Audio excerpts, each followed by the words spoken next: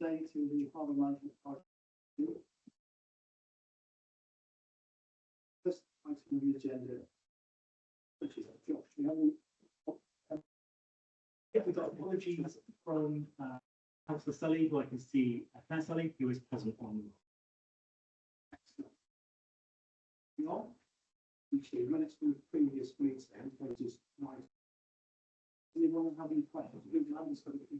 Like to know? Very much. I read through them and obviously I wasn't at the last meeting, but there were a few things here that I think could be checked on post the meeting. I was just going to ask for an update. Coles confirmed that VAT on my saving club fees, whether that's necessary because it was a charity. I don't know if that's been looked into since the last meeting.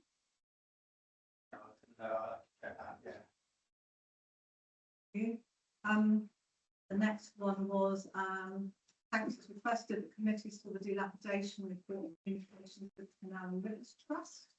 Has that been shared? That be for the that would be the chatting page with the yeah, but just maybe to sort out. So don't forget there, I'll move on. Thanks has asked if the roof structure survey be completed. It said it was in progress. I was wondering if I'll carry on.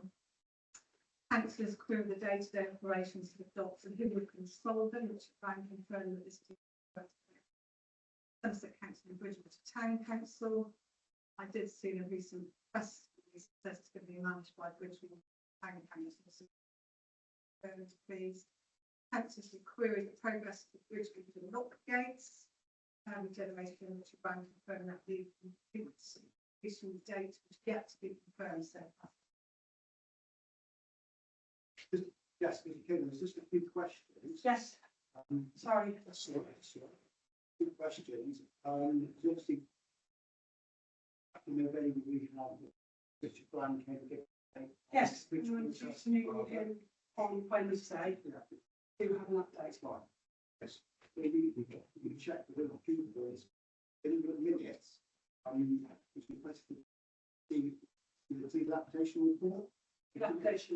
Yeah, and communication. Yeah, communication with the Canal Rivers Trust. And it's just going to be to source this information. So if we could check with Richard in the next meeting. And that's on Wednesday. Wednesday. Okay. Is structural survey which runs into progress. So the progress.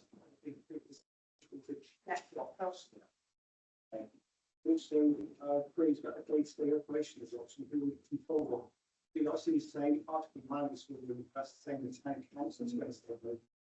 Yeah. It's will be revenue. You can help us. Would you like me to help on that? Please, please. So Bridgewater Town Council had a plan originally with the docks redevelopment.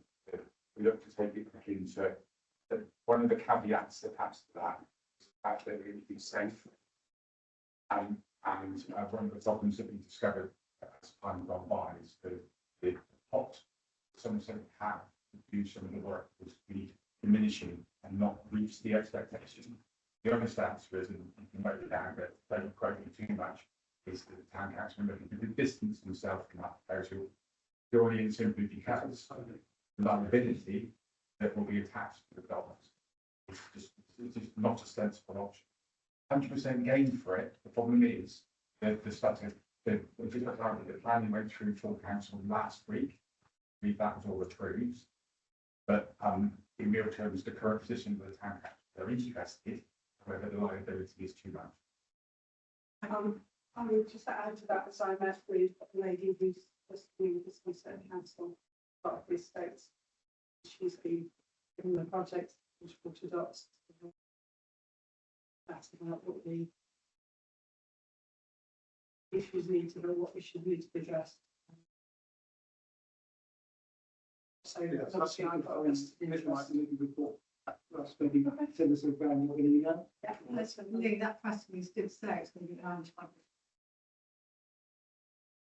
The, press release, yeah, from the planning committee.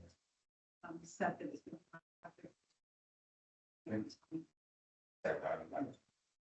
a more recent, Not one here that said it's going to be Bridgewater Town Council will lead to the restoration.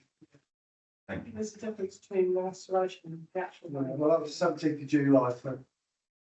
Also, another restoration, that's was, at the Bridgewater Lock Gates, regeneration, Paddleton. Yes. Which from the Christian Day, was to be pushed, so if you could look at that. I was speaking with the lady concerned, Yeah. and trying to get her in touch with people who do exciting block regeneration as a. There's, you know, you can argue there's one that probably doesn't need to be redone because the likelihood if that's green is minimal. The one that's possibly holding most of the water and still has things going through. But it's all attached because there's quite a big impact to it and it falls into the river path. Probably work, instead in those things. Meeting. Yeah, yeah. Chat. Determine where we've got to exactly. He was asking for on the November, was it all those ghosts? It's been a year since we last seen, maybe what to get an update. Yeah. Indeed. Lee, Not the meeting, which is just returning to work after a period of sickness. Yes. So, there's that. I totally agree that the Bridgewater docks and the position statement is really good to come to this group yes, at the earliest opportunity, because, again, the evolving picture is highlighting some large concerns. yes. That's where it's Yeah, very good. Where are we with the Canal River Trust and the reference to the docks? I mean, I'll leave this one up.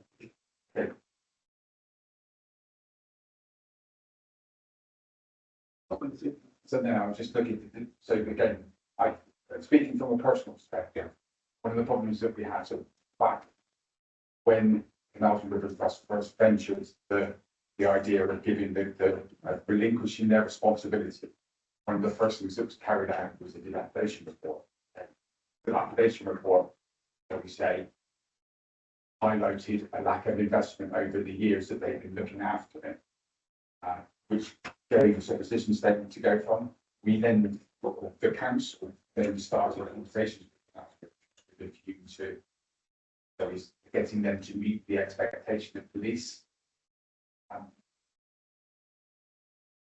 In the past 18 months, with the turnover of staff, Somerset Council, things fell through the holes a little bit.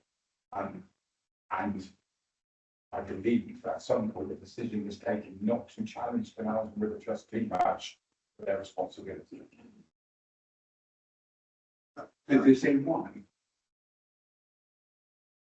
Given the expense, I would suggest that would be addressed to our officers at the earliest opportunity. Yeah, no, it was only, sorry, I missed the last meeting, but, so, just, do they still own it, have a lease on it? Is that the- No, that's. 5 years ago. 2021 is when the lease from Canal River Trust, and there was some confusion about what actually owned it. And it turns out that Sunset Council owned it, so I was thinking the military, that then comes into it. But there may be something through, they should have had it, give it back in a similar or same condition. Chair, can I humbly suggest we ask for an update at the meeting, but some of this information. I also understand that the canal itself is used for potable water extraction. It is. So there's presumably a connection there with another stakeholder which I'd be interested in. Yes, there is. If everything fell out of the canal, then the offtake to the local reservoir would have some problems. And given our current advice, that's not necessarily a good move. Just to add a bit onto that, Chair, during previous flooding event, Canal was used as a conduit for flood water as well. So at the docks, they set up some pumps to pump it into the river. So it was actually acted as a relay point. Yes. So further down, they were putting water into the canal. then that the docks are pushing water out of the cloud to go. I did not know that. That would explain why we've got quite a lot of patients further up the river than was expected. Do we know where we stand? Because obviously it's 5 years since recent. Do we know where we stand? Is there legal? No, answer that again. I'd prefer the objective to the answer I gave earlier, but in simple terms, yeah, go ahead. I think they will also probably say that they have to. There is, I mean, I just want to be private, there's an element where you might maybe worth leaving us. That would be assets, actually, isn't it? Under assets. It's very small. It would be helpful to give it a bit of a position statement. So, when at the time when the council member trust looked past the dogs back over to the council, the area was doing music rather with a number of boats in the dock that were using the resources there, and it was a thriving little community there.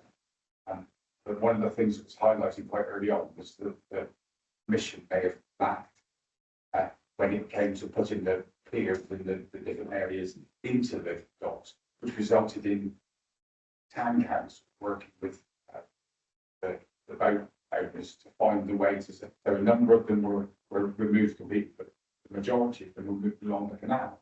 They currently are still along the canal.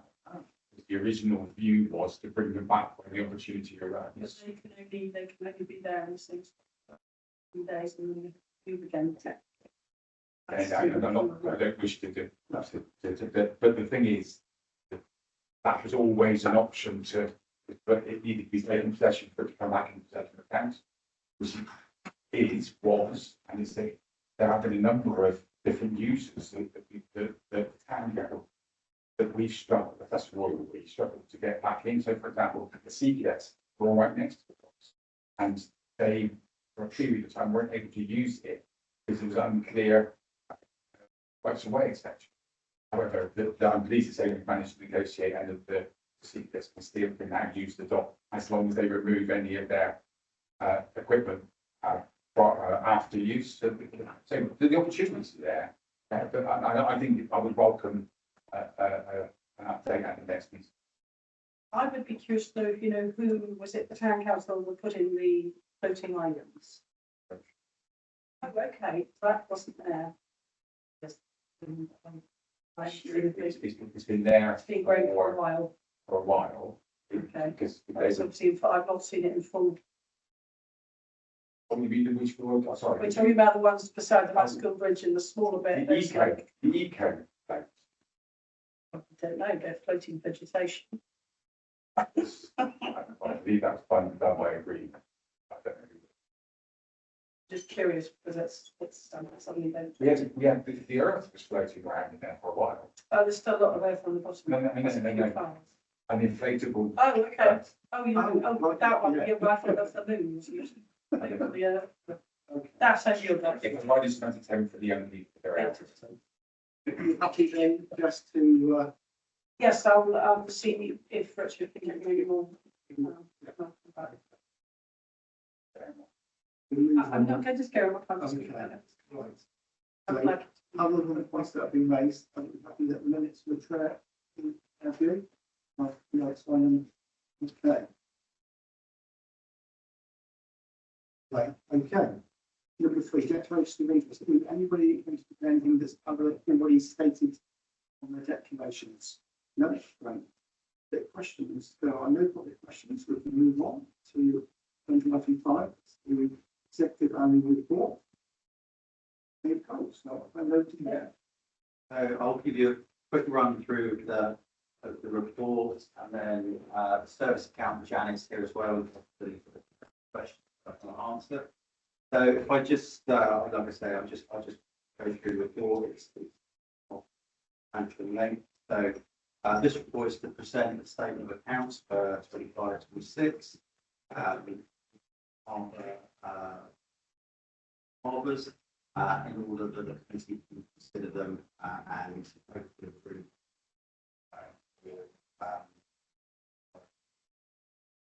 The recommendations are for members to approve the draft 25-26 stable accounts for council ports and harbours. Note the 25-26 revenue outcome position, including the variances against revised budgets down the report. So where the budgets vary from what was in the budget. If you start with the harbours, so harbours had a slight overspend of £710 against a revised net budget of 37,500. That in part, I think, has been caused by a VAT issue. So there was an underpayment on, not intentionally, an underpayment of VAT previous year, which meant that that was identified, and then the account service then take that in out last year, has last year's budget. It's not been like yes, the issue was they don't pay, can't recover it, that's the year when you wrote it's written off, it's unrecoverable, comes out of that year's budget. So that was approximately 12,000. Yeah, so 12,477 payment of VAT. So that reduced down. No, actually, it's not that. I don't know exactly how much the VAT payment was, but Janice on the course should be able to advise that if necessary. So that's what that pushed us, obviously, reduced the amount of budget available, the amount of income we took. So in other areas we were underspent, and yes, there was £710 overspent on the budgets. Ports, this was a favourable variance of 53,000 against the budget. There were some areas in here where we were slightly overspent in terms of the actual budgets. So what accountants have done here, so we use the employee costs, premises costs, transport, office services. They've tried to group together budgets that fits within those, rather than reporting lines of budgets in the report. So the employee costs are obviously employee costs. They were slightly overspent, and some of that is down to, or that is basically down to the use of casual pilotage. They're not full time, so they're used as and when we need them. It's not something you can really budget for on the basis that we have boats coming in and out as and when they need to. Those costs, though, are recovered. So as soon as we use a pilot, that cost is not really a cost to council. It's immediately recovered. The pilot is to charge the companies to bring the vessels in. So we use pilots for the EDF deliveries. Every delivery that comes in, pilotage fees are far outweighed by the these pilots are far outweighed by the fees we charge to the companies bringing in vessels.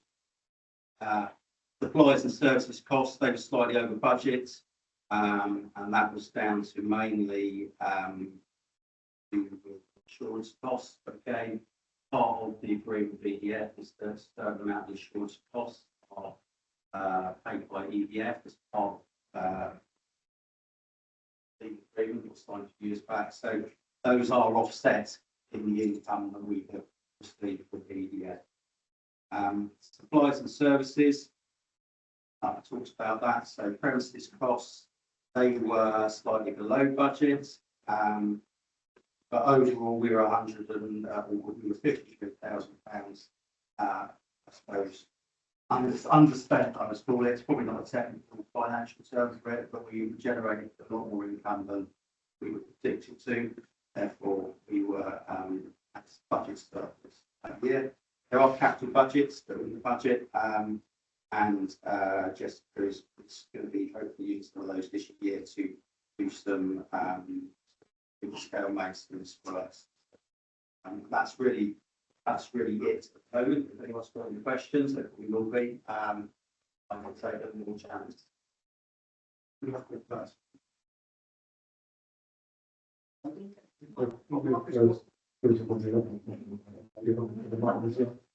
Thank you. Please. So premises table number 1, there's quite a big amount there, £30,000 for Now, is that annual? So that's an annual cost, so every year that would happen. Yeah, so there's £30,000 dredging budget. Last year we didn't do the dredging, issues around the marina and so forth. This year we've done it, yeah, there's £30,000 in the budget. So that's going to come out as a premises cost, but there isn't any, if you like, income. The income is from farm fees, so lawyer fees and so forth, which are with tables related. Don't have any input to it.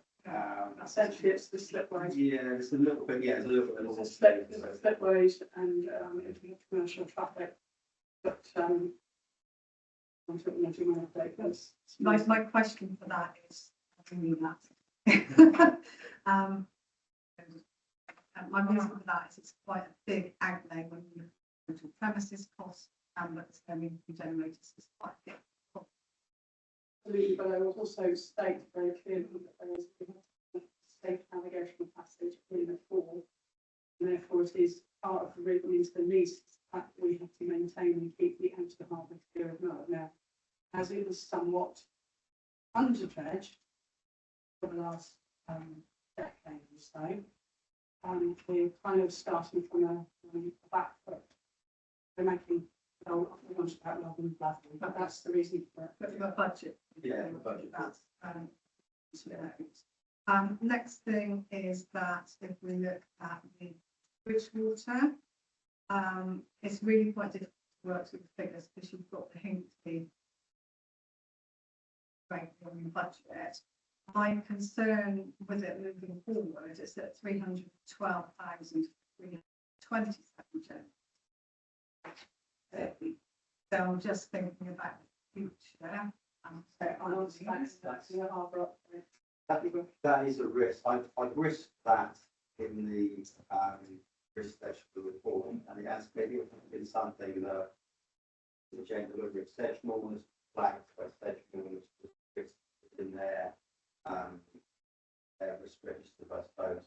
That's something that, yeah, once thinking finished. Like yes, and just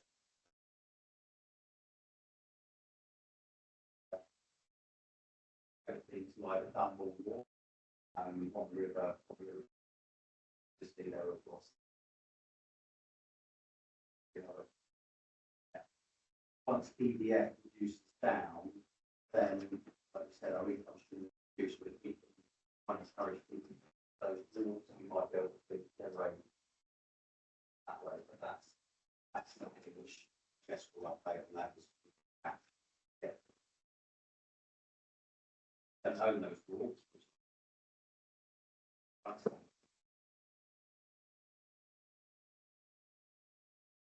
Which has benefits and downsides. Benefits are we don't have the maintenance costs and that associated with them, so they would come in. But there should be. The downside is obviously you don't own them, so we can't. We can ask you, we can direct people to the owners and say we've got to invest in them.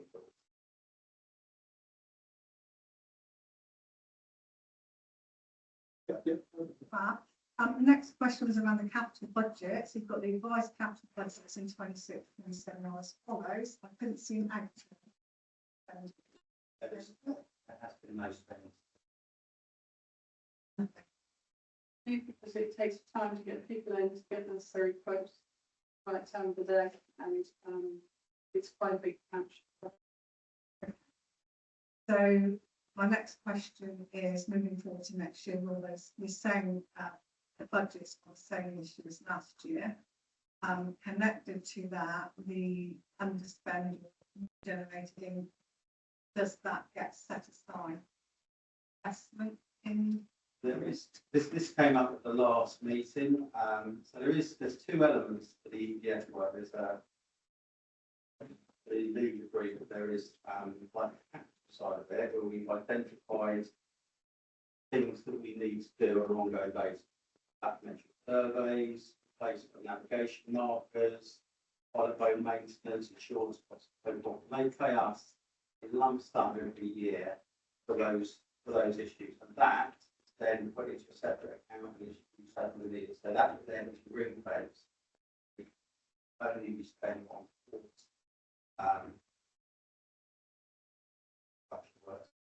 Another element is the ongoing piloted streets that come in. So no, my understanding is they're not ring fenced.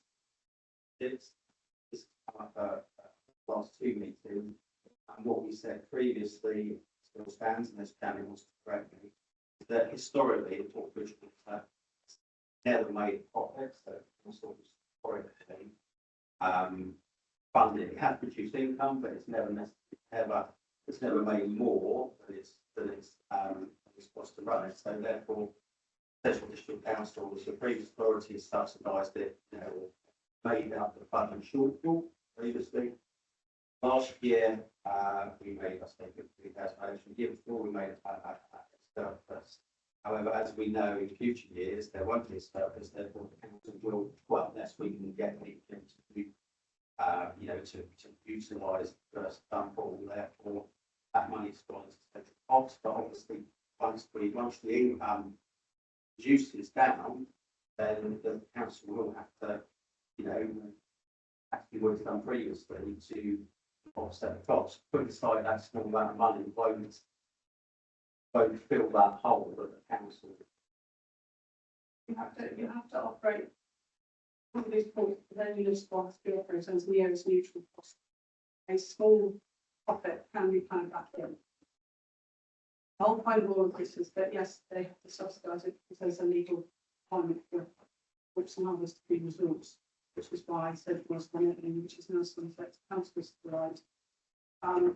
So we're always looking to streamline it and make it as effective and as efficient. So unfortunately, there is a legal obligation, for the courts to be maintained in a certain manner according to safety codes, so it requires much. But to answer your question, there is an element of which reflects involved.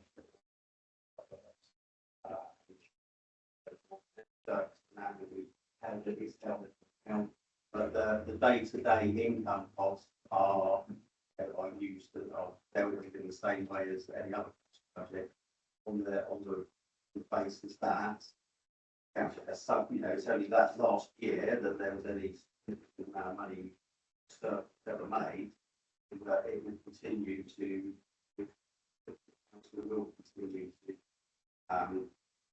under the budget and there is also, I think,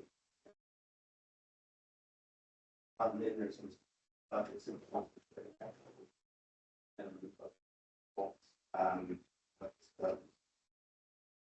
also say that we're utilising the assets that we have in investment arrangements. So you have basically an asset in the pilot. You use that in advising on this generate income for them. Thank you.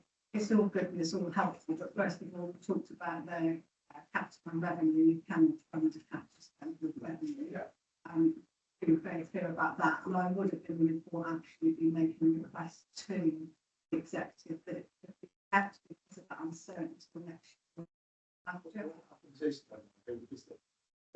Major cost, which could be budgetary settlement of the council. They suggested we need £200,000 particular projects to propose the annual budget process, and then it will be then allocated to that.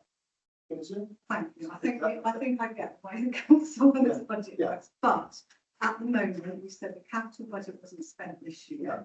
There will be a cost of borrowing because that has to go into the accounts of the council, so it's making sure that's accurate. And if it is going to be used this year, if there's no way there is the capacity to deliver on and use this, then that needs to be there. And also it's just better ones in the next year after the council will need to be and it's working out the level of that. And it would be nice in report. You're never going to know the exact quantity.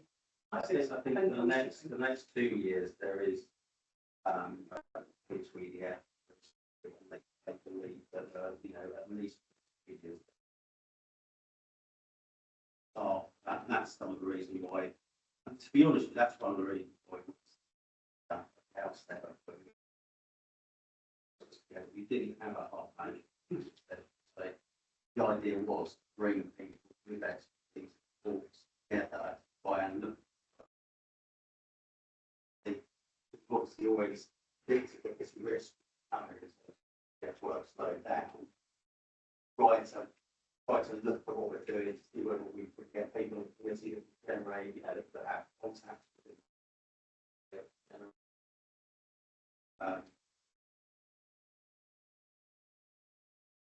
Skills that are, desperate team through delivering the EPF.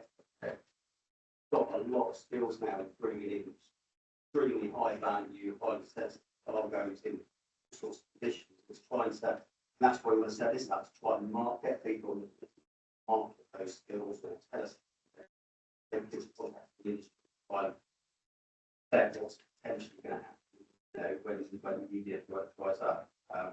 But yeah, like I say, I spoke to EDF, I obviously flagged it as a risk here. There's again, it's sometimes uncertain for them, their bill. Previous years, they've said we'll have quite a lot of deliveries, and there's an issue on the side of, potential stuff close down their sites, they don't need any deliveries, so the schedule is changing. So, but they have said obviously there is still at least a couple of years to go, so we're hoping that we'll get over the next couple of years, on which time we may identify some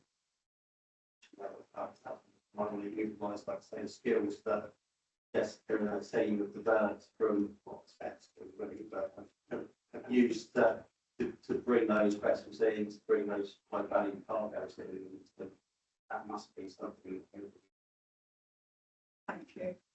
There's a lot of information I think we're going to have shared with us. It'd be nice to have an essence of that to into the executives, so you know that's being considered and looked at. I think that would be really helpful.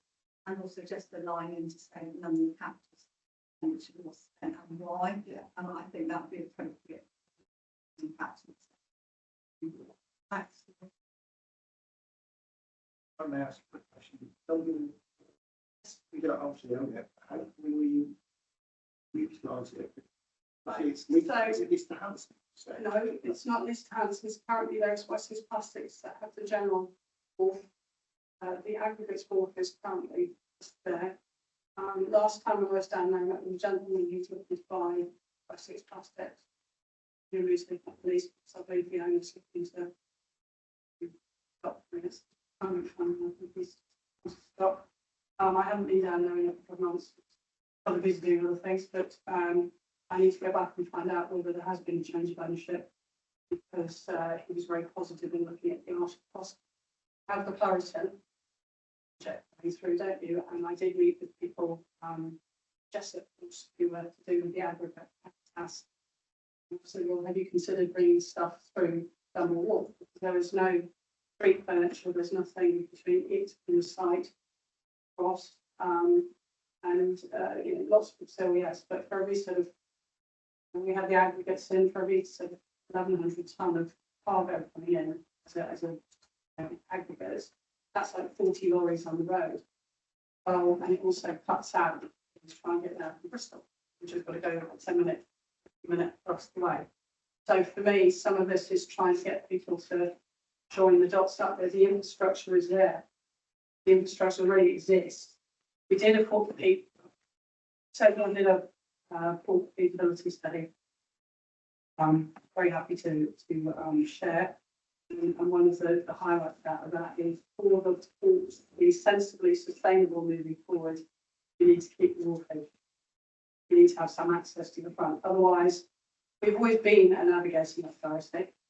That is fine, but even that becomes problematic when we have other government bodies who utilise them as a general dumping ground, pumping stuff in without finding out whether it's going to have an impact on the navigation strategy, which is what's happening on regular exercises that we see. And I'm quite keen to get everybody to understand that for this to not be a nurse around there, everybody needs to start talking to each other and understand what happens after that has a ripple effect down there. And ditto. So when the EA are doing work and enforce things, say at Crummich Wharf, if there's a better flow coming into the river, that then changes the way the river runs, which then has an impact on how we then navigate through the river, as well as obviously what side the vessel can get up, etc. So it's quite an interlinked thing, but it's people have just forgotten that it's a bit of an arterial road if you think that. It just has certain limitations, but not as many as like think.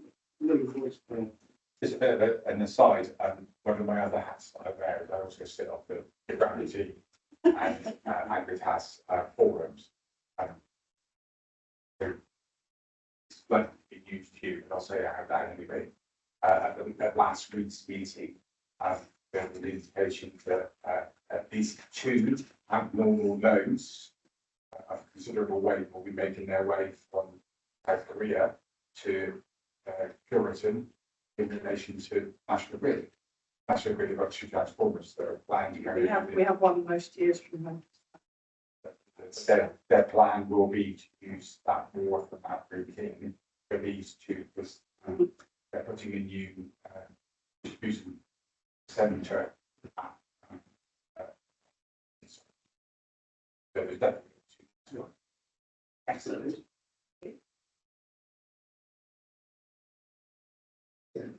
Quickly, I think we need to start with the HPC thing. I'm going to ask, I would say that from experience, the needs of HPC say that. So can't see that, yes, so it could be 4 years. So of course, I think just about that. So I just realised I'm not on my phone. We talked about the energy, we did energy last year. Remember from experience that. So we said, West talked about spend £70,000 in energy years. Been done for. And therefore that £30,000, my recollection is probably a bare minimum anyway. So my concern would be that if you then haven't got the surplus, one is that 30,000 that they're waiting, can we play catch up? So can we do sit around? People it wasn't last year that will probably. My concern would be that if we don't suddenly have a surplus, that what will get cut in the budget will be dredging, that's very well. No else, I know you might say.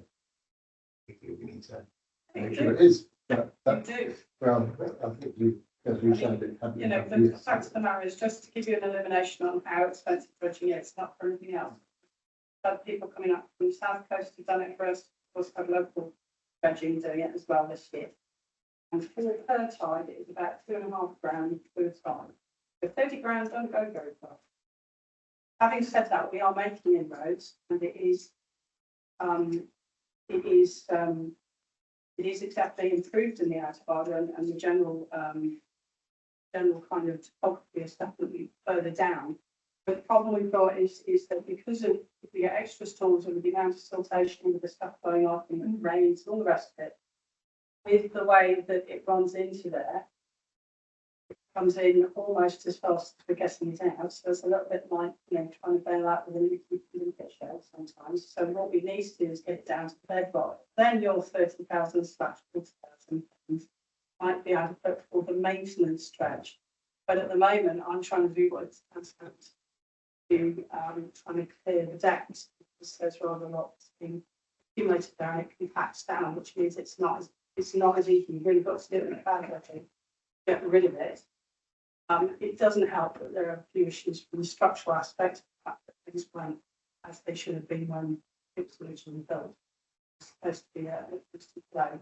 But I have been looking at a couple of other bits in that relation to whether we can do it, but I'm working very closely with Clean Marine. And the only point, just something last night actually, was if the wharf tends to be quite a strategic wharf. The one watching it, Temple. Temple, yes. With it being, are we at serious risk with that being a private ocean? Only if they choose to be. Point of view.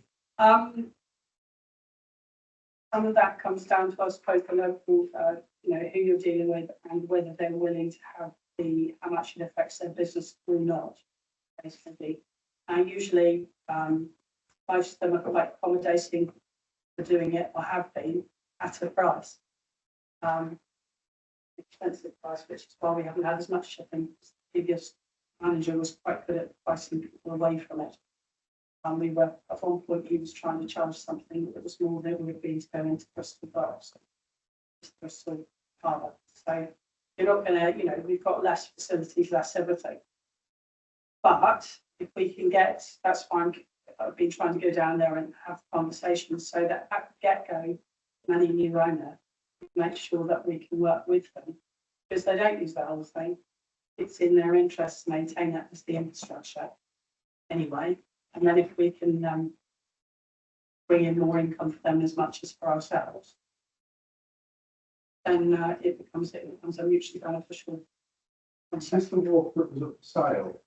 Because we were, the one by the. That's the Hanson's Wharf, which is the upriver one, and then the General Wharf is the bit that is general plastics. You've also got Vivi's Wharf, which is downstream, which hasn't been in use for 20 years plus. But you could quite easily bring that back into, but you'd have to speak with the owner who lives up in Stroud, and he has lots, because there's lots of little businesses there, and I could say I'm very happy with the fact that it's not about to fall in the river, because we seem to have a dearth of HTVs that use it as the local park in lunch or sleeping. There's usually at least 3 or 4 of them parks along there. So I don't think that particular bit is going to go anywhere, but obviously from a usage point of view, you'd have to put it survey to make sure that it was able to affect the ship coming on site. I think it's best to say, and that's what I said. That's probably. Ideally, you could remain in private ownership, but you get something that was used. That's the ideal option for us. Don't have any expense about it. If we were to say it was on file, this was based on it.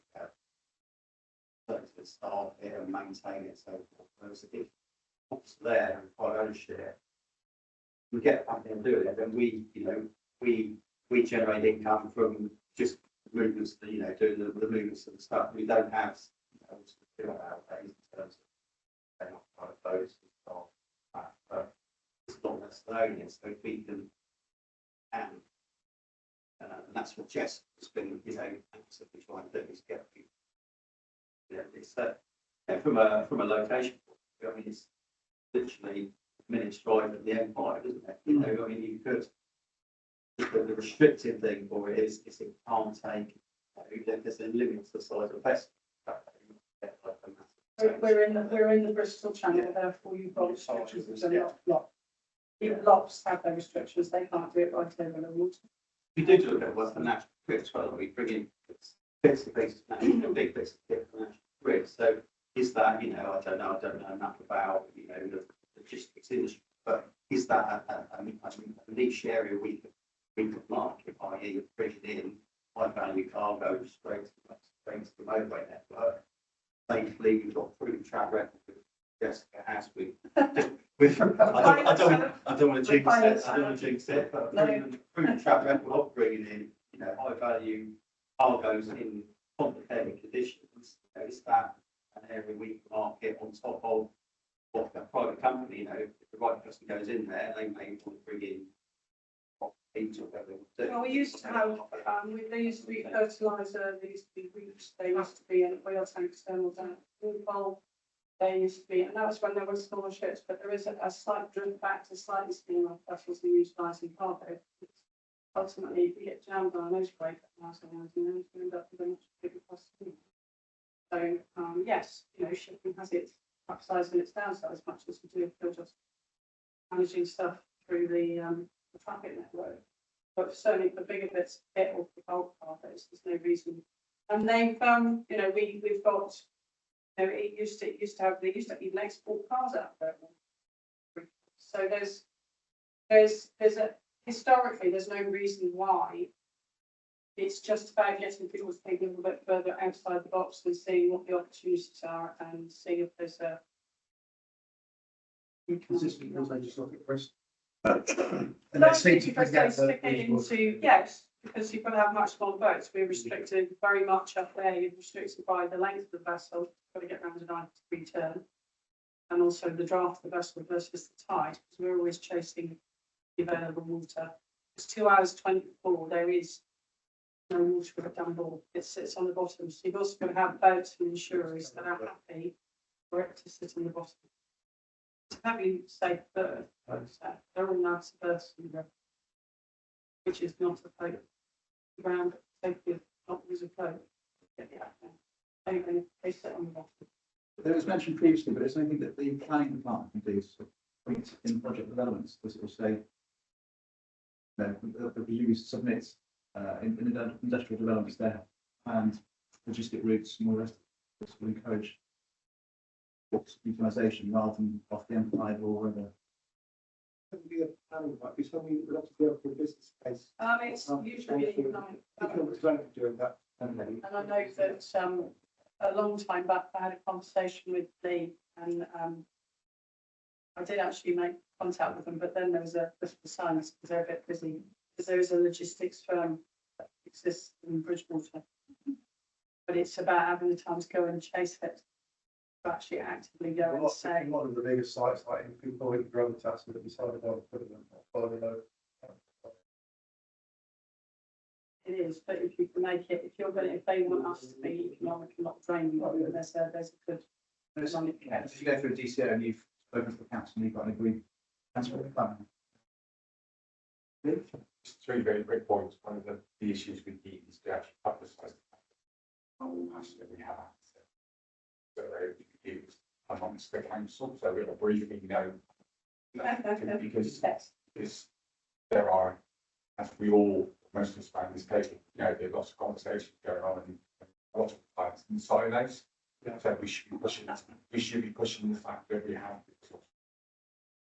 You may want to, if you can, consider reaching out again, because my understanding Yes. so just for clarity, there's a company in those offices for Bridgewater specialise in voting things here, there and everywhere, because other bits of bobs. They've just been bought out by a major company over in Ireland. Yes, because they were also, I had one that was looking last year or the year, I think 2024. They had an Irish company that were looking about doing stuff in here and Southern Ireland. That's an opportunity I for thought us. But the other bit is relevant. Right, so we've already got national grid links, we've already got the active has gravity links, we've already got all the things. And that should help us as flat market opportunities. To get that conversation with ED, the economic development team, is something that would be beneficial because the opportunities must be there and all these things are happening. As has been widely identified, the M5 is such a part of mess. When it comes to getting things in steps, timely manner, the opportunity for large loads to come in and out of system has to be there, an opportunity we would be foolish to miss. And if you want to add that to the executive report, I think that would be a really valid point that there in as far as this group want to advise the executive that we're missing out on opportunities. That's really what we do then. Yeah, I can add a line into the Opportunities. Yeah, I think that's there's been talk about buying. Some of it is. I think the first thing is promoting what we've got, because it might be that we don't need to buy it. I'm happy to share the port feasibility study, which was okay, it's a little bit, probably about 5 years out, it's not changed that much. So if anybody would like it, I'm very happy to send it out so that you get a better idea about what was actually looked at from 4 to 10 years, but it nonetheless is still pertinent to where we're at. Thank you. Just follows on perfectly. That, from what I can see, this is the only in the year, and I sort of was expecting to see something and an aspiration and do some more work there. I was asking about the budget and people ask them what then done with that, which then generates future income. So, the executive saying we are doing this to try and make it more sustainable moving forward. So I expected in here to see not only the fixed plan This is one that's and it is, but that's the report that's going to the executives. Things need to be in there to its virtues. Yeah. And also confirm to the executives that the regulatory requirements are being met. Ultimately, fairness in this. So I sort of for the assurance for them, I would expect. This is a budget report. Yeah, It's the only report that's going to be accepted in a year. We would That's right, it's not in your. Because there's a strategy document. And there's obviously the fundamental minutes business plan. That's got all the details and what That according to the business plan. Fine, and I was looking at what goes to executive. Yeah. There's about one, but is that business plan going this year or next year to the executive? Yeah, well, this Josh will be one fair, Yeah. maybe it's sort of stand postpone. They're revising the executive. That's the answer is.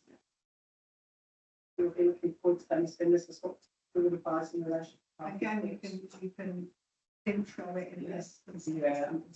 I can add some bits, Yes, all from over here. Yeah. Well, I think if I read through, if I add some extra stuff in, I can't understand it.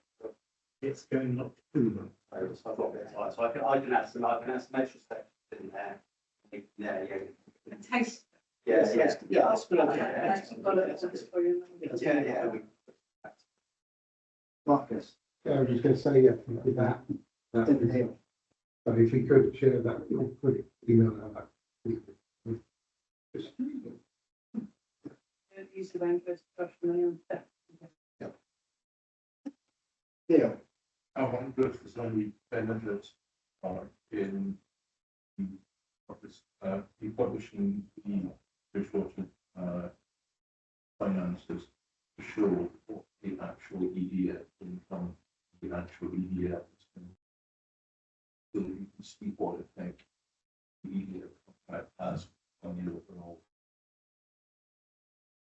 I could speak it out. Yeah. Then I'd like it. So this is what sort of risk register, because every 3 or 4 years time, this high. This is what happens Yeah. when the EDF finishes. Which is, yeah, good luck with this.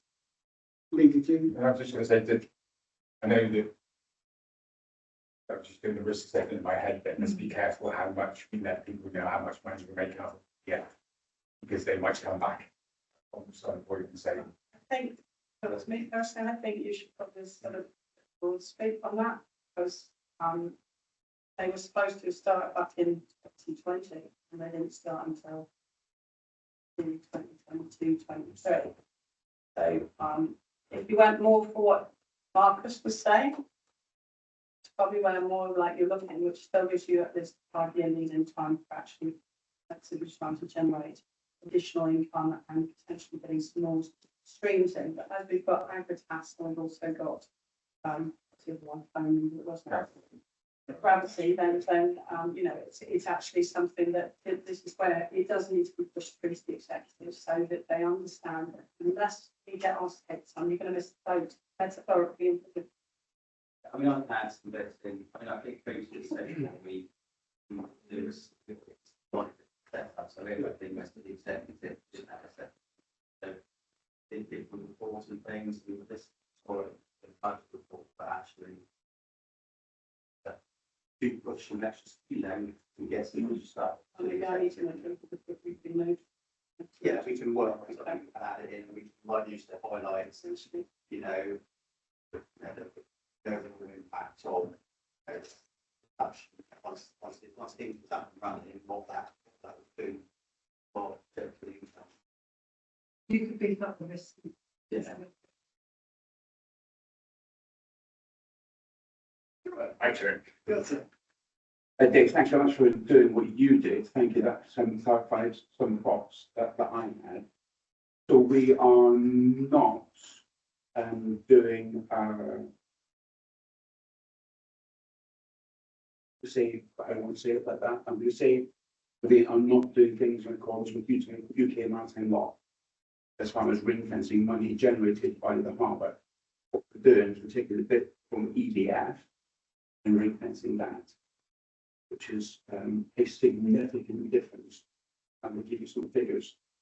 In 2021, there was £540,000 ring fenced. And March 2022 dropped down to 284, and March 2023 it was 177,000. That's what was handed over to Somerset Council. In 2023, the ports made a loss.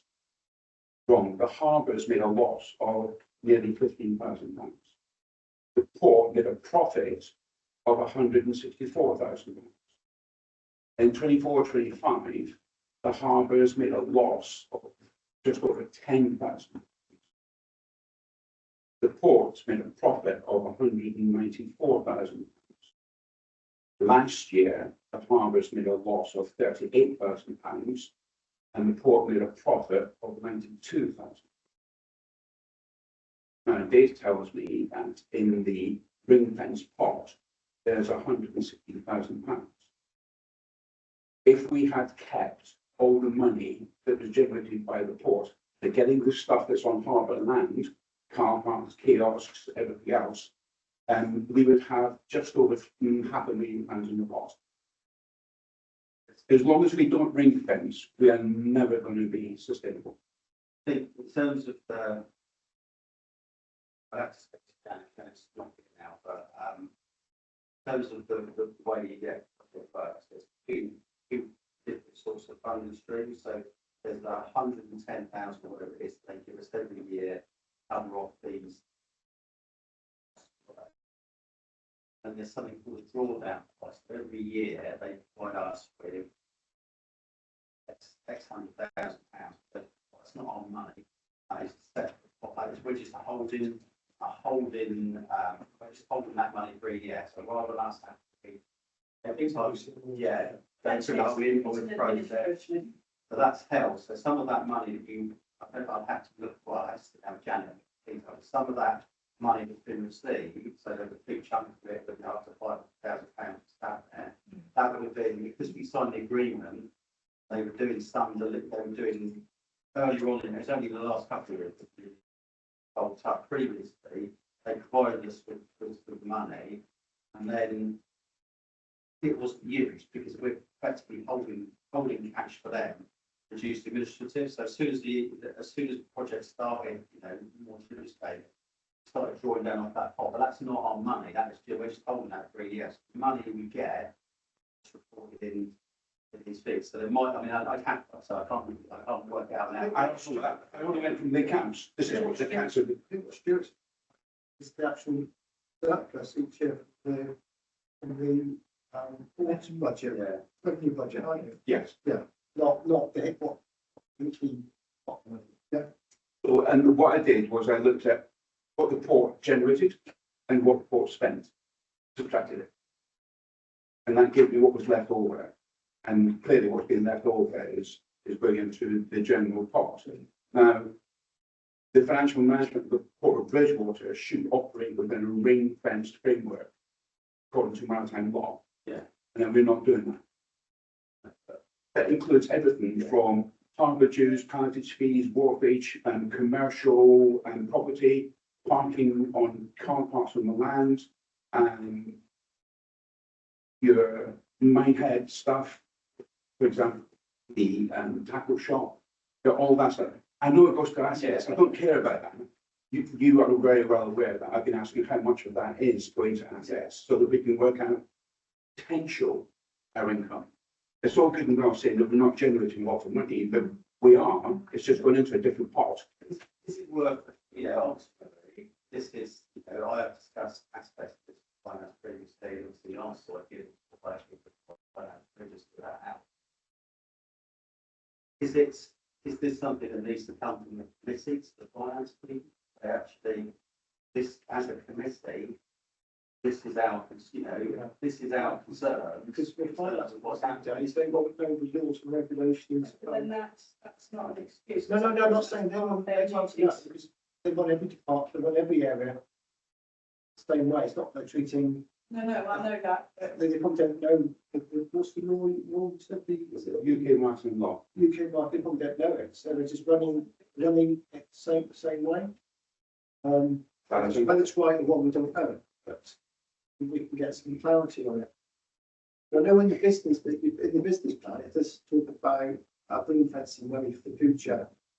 So if it's in the business, maybe in the business plan, gets agreed by the executive that it's hugely ring fenced, then they'll have to change the way they do the budgeting, if that's what the executive wants to do. I think, Based on the business. I don't know how doing this, but whether it is, if we have a question, I have a question, and read out previously, question specifically asked that, I can take that question there, and I can send that to whoever finance. Within the finance team, say, please can you explain this question as to why this is what the committee said that in the last 5 years, whatever it was, we've taken X amount of money, made X amount of profit. Why is this money, why is this money processed how it is? And whatever you want to know, I will then take that question. That's raise it with the finance. Get an answer. You will need to be really specific. A lot of it will absolutely go into different pots, as we've said. But really, for the committee to fully understand moving forward, do you make money, lose money, and you can to comply, as it sounds like for them at the moment. So this committee, I feel, should one be ensuring that council does do that. Areas of personally. I would just say it's mitigation. I'm not, I mean, I'm one that I've been trying to figure out what's going on well with David and others as well. But the game thing is that everything was used in a slightly different way. So when you amalgamate two different systems, people don't necessarily understand what they were actually managing in the first place. Not necessarily get like having apples and oranges. So at the moment, we're just teasing out the apples and oranges, and questions are being raised now because it's becoming more apparent that in fact the harbours and ports may not be quite as dire. It's just there isn't an understanding of where that income is generated within the harbour jurisdictions actually going. You can change budget. Absolutely, So but what to be needs able to to be explain that to the people in the finance department who obviously got an awful lot to do, you've got to be pretty It clear needs to be about adequate. I'm like this. So I define that so it's a bit of a being like. But this is why we're trying to do it, and unfortunately, because, well, not unfortunately, as with all councillors and also just probably just businesses generally, trying to actually find out if you go down one rabbit hole and then it either leads to something or it doesn't. So this has been ongoing for a couple of years since we became it. I would say that the information we reported is accurate, and that it is what is coming to the council, about £4,000. What isn't in there is what Andy's saying. What I'm saying is that things like car parking and so forth like that.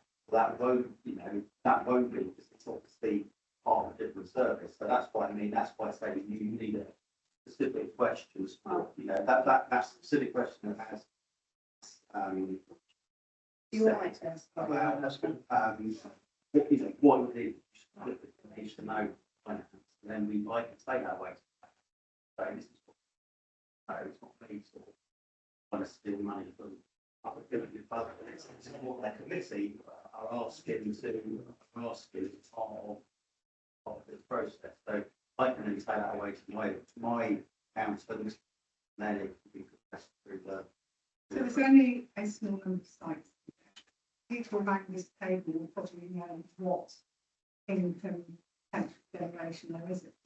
So you always see a list of income from this, and every car park, collection points. Machine.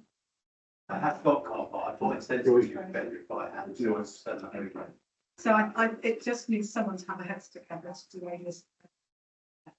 Not saying you want the money, but trying to have a true position of whether you are losing or making money, and also moving forward, we think dropping away and look very different. Me, That's why we're trying to find figures out, because if you've got to be looking at this in very commercial manner, which means you have to be looking forward. And that's particularly with if you've got, especially if I were looking for other revenue sources and also depending on our baselines at the moment. Just trying to pull the baseline down, which is so you probably need to show a few others, know where there is things, and then they allow. It's almost Janet did give you some bits that I released the arenas, but you got that on finance.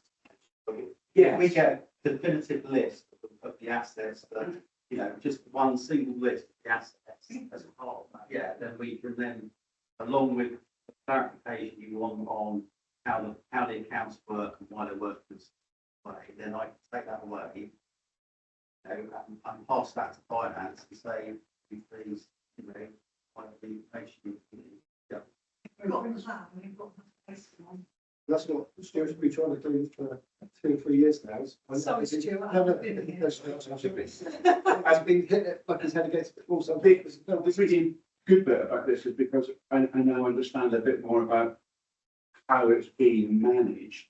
For example, the Watchet Marina office, I thought was significantly more than what I've been told it is. Yeah, Janet provided, I did go on, she was, came back to say, I went on into the budget post. Oh, no, that she sent, and I looked and I went through, I mean, there's about, you know, hundreds of invoices. Quite as many of them I spoke to. And it was what she said, so that is, that was, you know, unless there's something somewhere else, I doubt there is. That's right. I had an email from somebody I can find out that said the income from the marina was nearly £8,000 a year, not the 160. Yeah, which is a significant drop. So I don't know. Janet would, I think she, when I saw the email, she said she wanted to the assets, base accounts. Requested that, they looked. Sure. Like I say, last night I went in and just quite, so saw your email to me yesterday, and I went in and looked, and not like to say, oh, those invoices for Janet for reference, I think, you know, yes, there is something else somewhere, and that is. I'll take out the email and send it to you. Right, I think we've exhausted this bit underneath. Okay, that's any more hands up questions. So what we'll do, we'll move on. Yes, 1026, which is what? Recommendation. The recommendation, isn't it? Right. Chair, I'm happy, subject to the conversations that we've had, that we propose those. Right. We'll run to the next. Need a second Need down? a second up? I haven't got the wording of what's going in lock. Someone's readding a line, so it's the Subject to caveats. to the extra information. About that. Well, we need to come up with the actual wording of the Yes, you do. recommendations then. If somebody wants to, no, wants to put forward what they would like, rather than just saying additional wording, so I can. Financial report to be accepted. The additional briefing note relating to the state of Harbour finance. It was, well, I think one part of from Stuart saying is about the legality that under the, what's the right word, Stuart? I know you came last time, Laura, but any surplus must be ring-fenced at the Yes. reports. I know you have to do this, but actually, if you let me do the briefing, you might be able to get the better wording message on. You can't vote on it then. Can I propose to defer, we defer the activity of that? Yeah. Okay. That's why I'm saying. Thank you. Oh, thanks, Sorry. Andy. Keep on the spirit. Okay, yeah, well, I'll get the wording in a minute. I believe that's the sum. And we'll do one now. Okay, so we'll go on to just items. Okay. Thank you. Right, I'm going to go through each of the bits that happen in reports, and then I need to leave you a little bit to the stuff that I think might be of use to interest. I wasn't here at the beginning, the phone was being late, the traffic, but the budget was quite camping. We've obviously had a resignation report as a member on the committee of personal circumstances. So, I'm guessing that at some point we will be into another board member. I have some people in mind. Anybody else has got anybody else they'd like to? I know there are governments matters. So I'm going to start with Minehead. We we, believe it or not, we have there is a much better feel, a much better relationship. Had some people giving up moorings and then they're still trying to streamline that somewhat. But there is a definite better understanding, better vibe. We've had the new gate sitting at the top, which is tremendous room. It's good for security and safety of the general area. The same could be said for the installation of the webcam, which is which has a shy view of the harbour.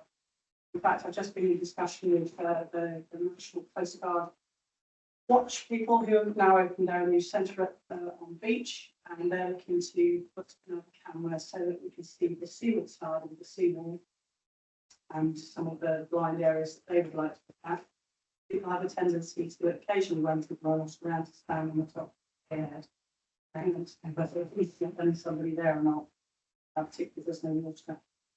So that's happening. We've had the timer board put in there. We've had the whaling came in. She was supposed to come in 3 times. She came in twice. Once was due to she had a technical fault, and that was very successful. There's a lot less grumbling about having to move out of the way. But we have got some issues with fendering, which again I'm supposed to be meeting with somebody this week to get them to give me a quote for it. It is quite difficult trying to get people down at the appropriate time.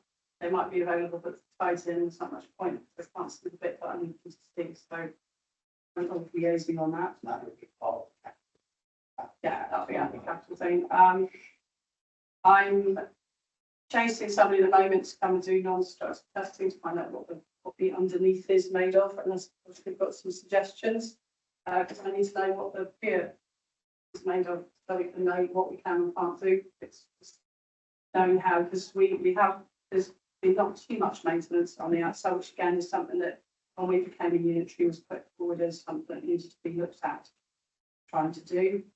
We're also working with an independent charity grant person that's been provided by the local MP in relation to some past funding. Unfortunately, I believe that this has now changed somewhat. So they used to do match funding, and I believe now that they say that you have to produce the money and then you can claim it back off the MMO.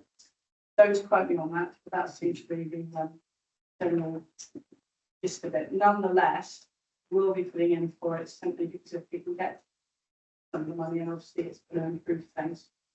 What's the task they're doing? But it's to do with the fishermen. We have commercial fishers out of there, and so it's a government grant for improving fishing communities and coastal communities. As we do with a bit of input.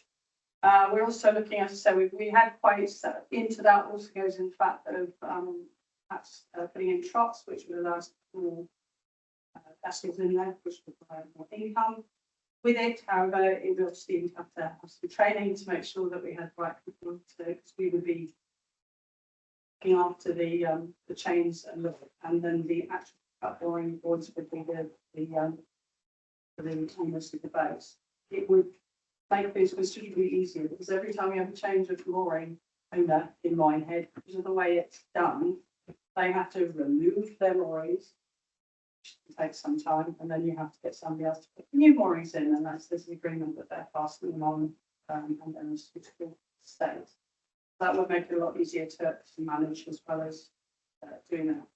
So I've got somebody coming down to look at the landing stage and the steps, which both need considerable efforts, but we think we found a solution for doing that. I've also hopefully got a meeting with the Conservation Department because we're trying to work up a conservation management plan so that the general operation of the harbour is not always slightly having to deal with potential issues in relation to conservation issues down there. So, and that was something that was suggested by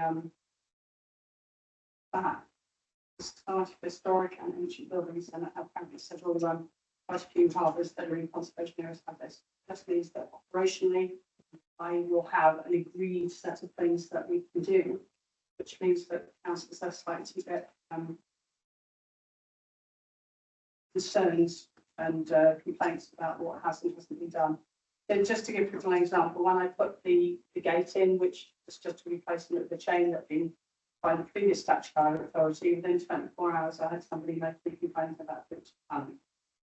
So we're trying to avoid that so that as a harbour, we can function in a slightly better way. So as I said, we're looking forward to getting away from that again. We have had some maintenance work done by third parties for the Wessex water lights outside Harbour. They've done that bit. We've also had quite a few proposals crossing my desk. One of them is the West Lagoon, which I do not see any merit in for many, many reasons, but another one has been for the reinstatement of the Minehead Pier, which does have a little bit more guts in it, I think, personally, because it's something that was there before. What that would do would provide us with, you'd be able to get shipping in it, not just when it has water there, that would be in deeper water.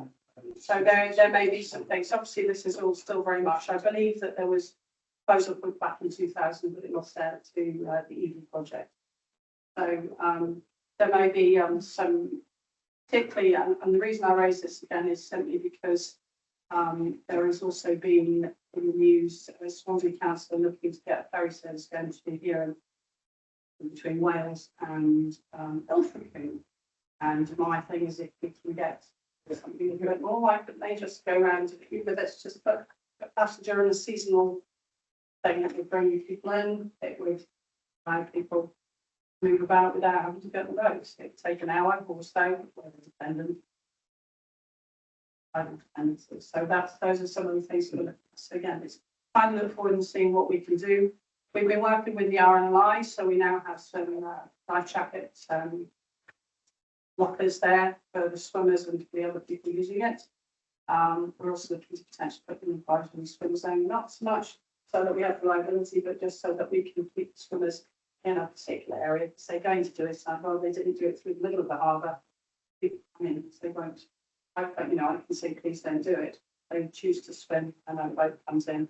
Whereas if I say, like, you can swim in that section, all of this will come clear in May. There's one overriding thing that needs to be addressed. So that is Minehead. We've now got one of the commercial fishers that branched out into doing coastal fishing kind of safaris, which is, and I understand that he may also be trying to go into watch it.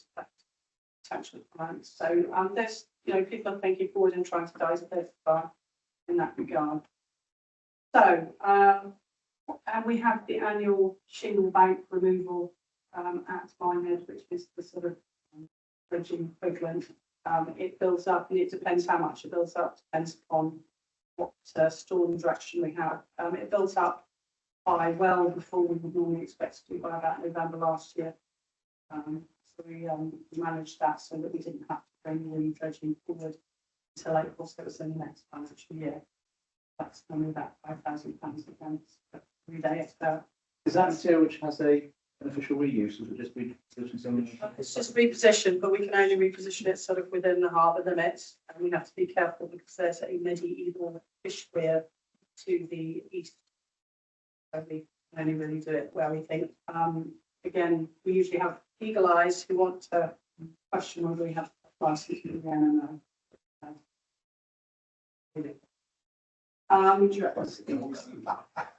sorry, didn't you say there's some interested in some sort of energy generation? That's the West Lagoon. Oh no, yes, no, I'm just getting to that one. Oh, sorry. No, that's fine. You crack on.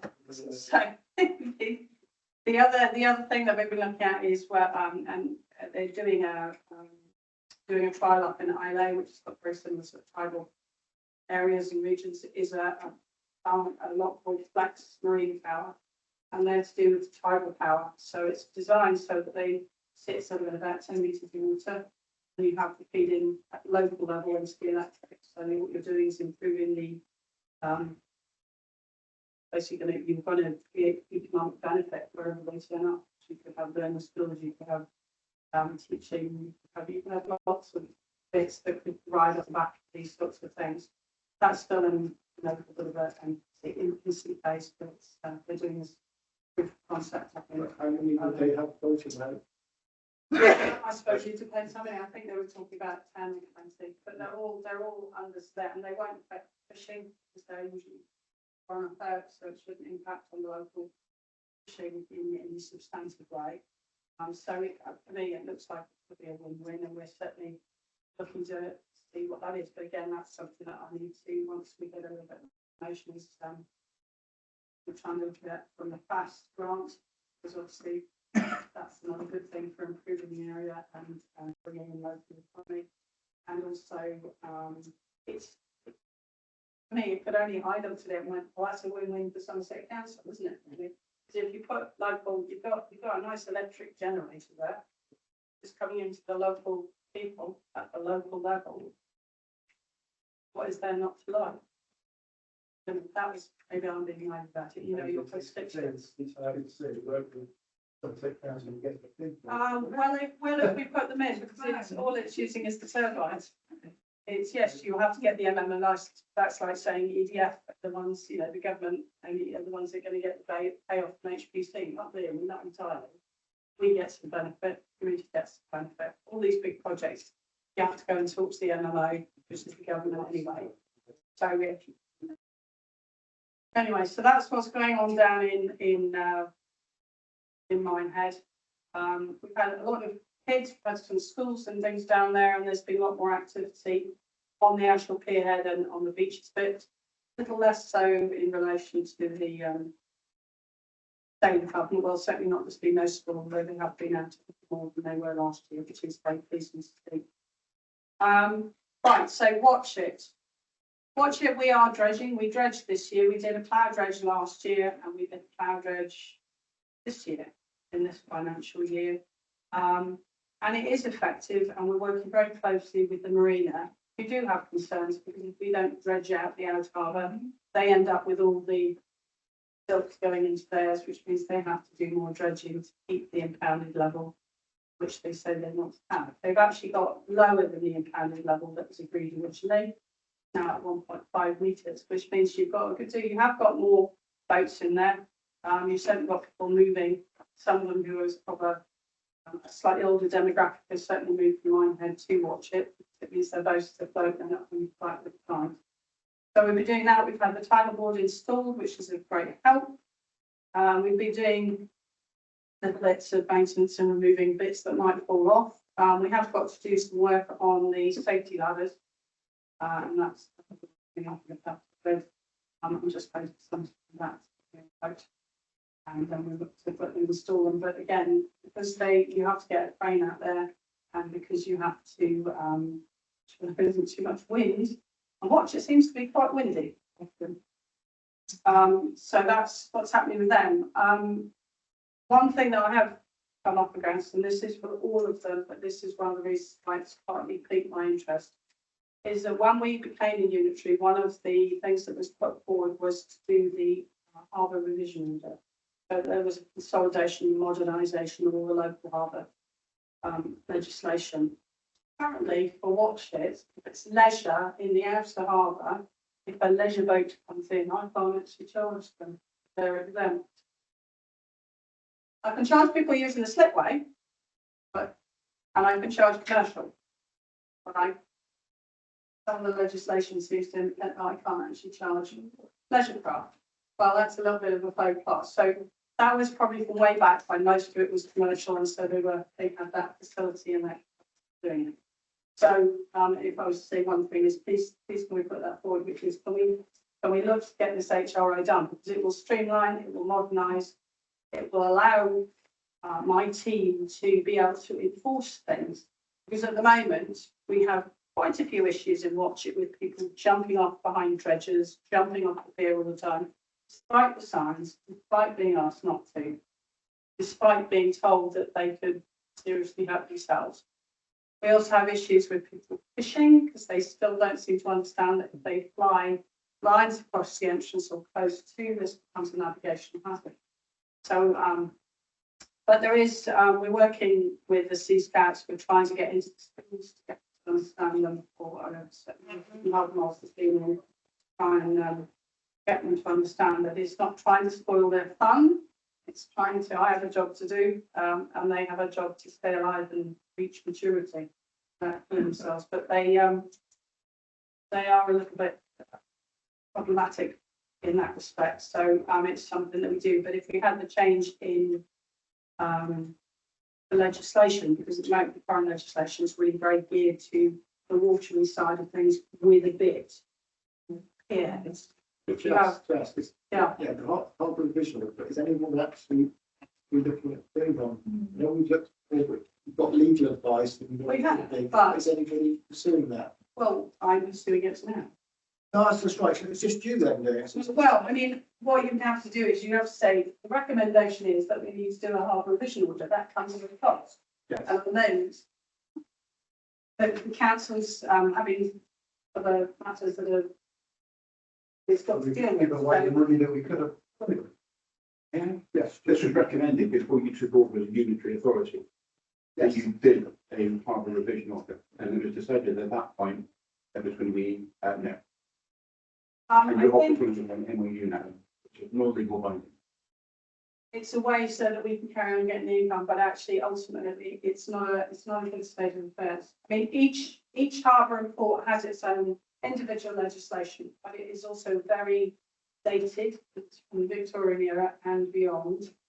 You know, if you want to take explosives onto the West Pier, watch it. There's even a law that tells you how and when you can do it and how long you can leave it on the quay, which is still enforced. Until it's repealed, it's still legal. Yeah, clarify a bit about leisure craft going to watch it. Yes. So, do we have leisure craft that go into watch it but don't go into the marina?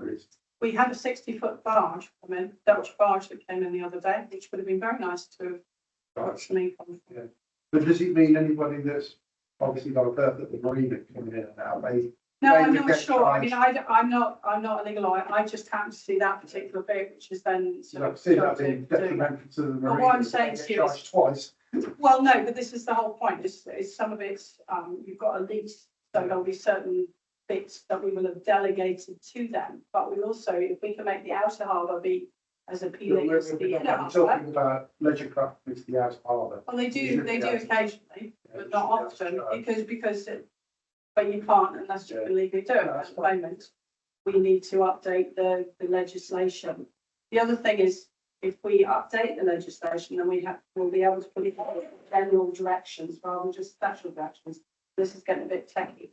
What it means is that then, for the enforcement side of things, there will be a kind of legal stand for doing stuff, for saying, right, oh, you don't do that. So instead of me having to say, right, I'm going to phone the police, or I'm going to go and phone the antisocial people, come down and fine it, then we could write it in so that we've got a better way of enforcement within the harbour itself.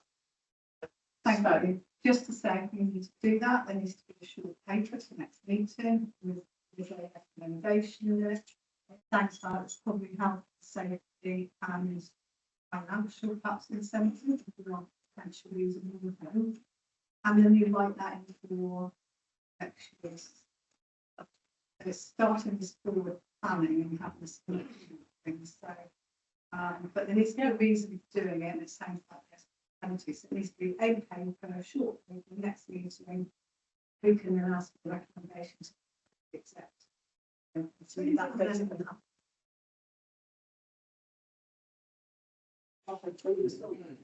So I'll be quick, so we're just going to go to sleep, so it's quite warm here, isn't it? Oh yeah, the Marina's had its, at the weekend had its 25th anniversary, so it's been in existence for 25 years. I think generally it went down very well, and there is a general feeling that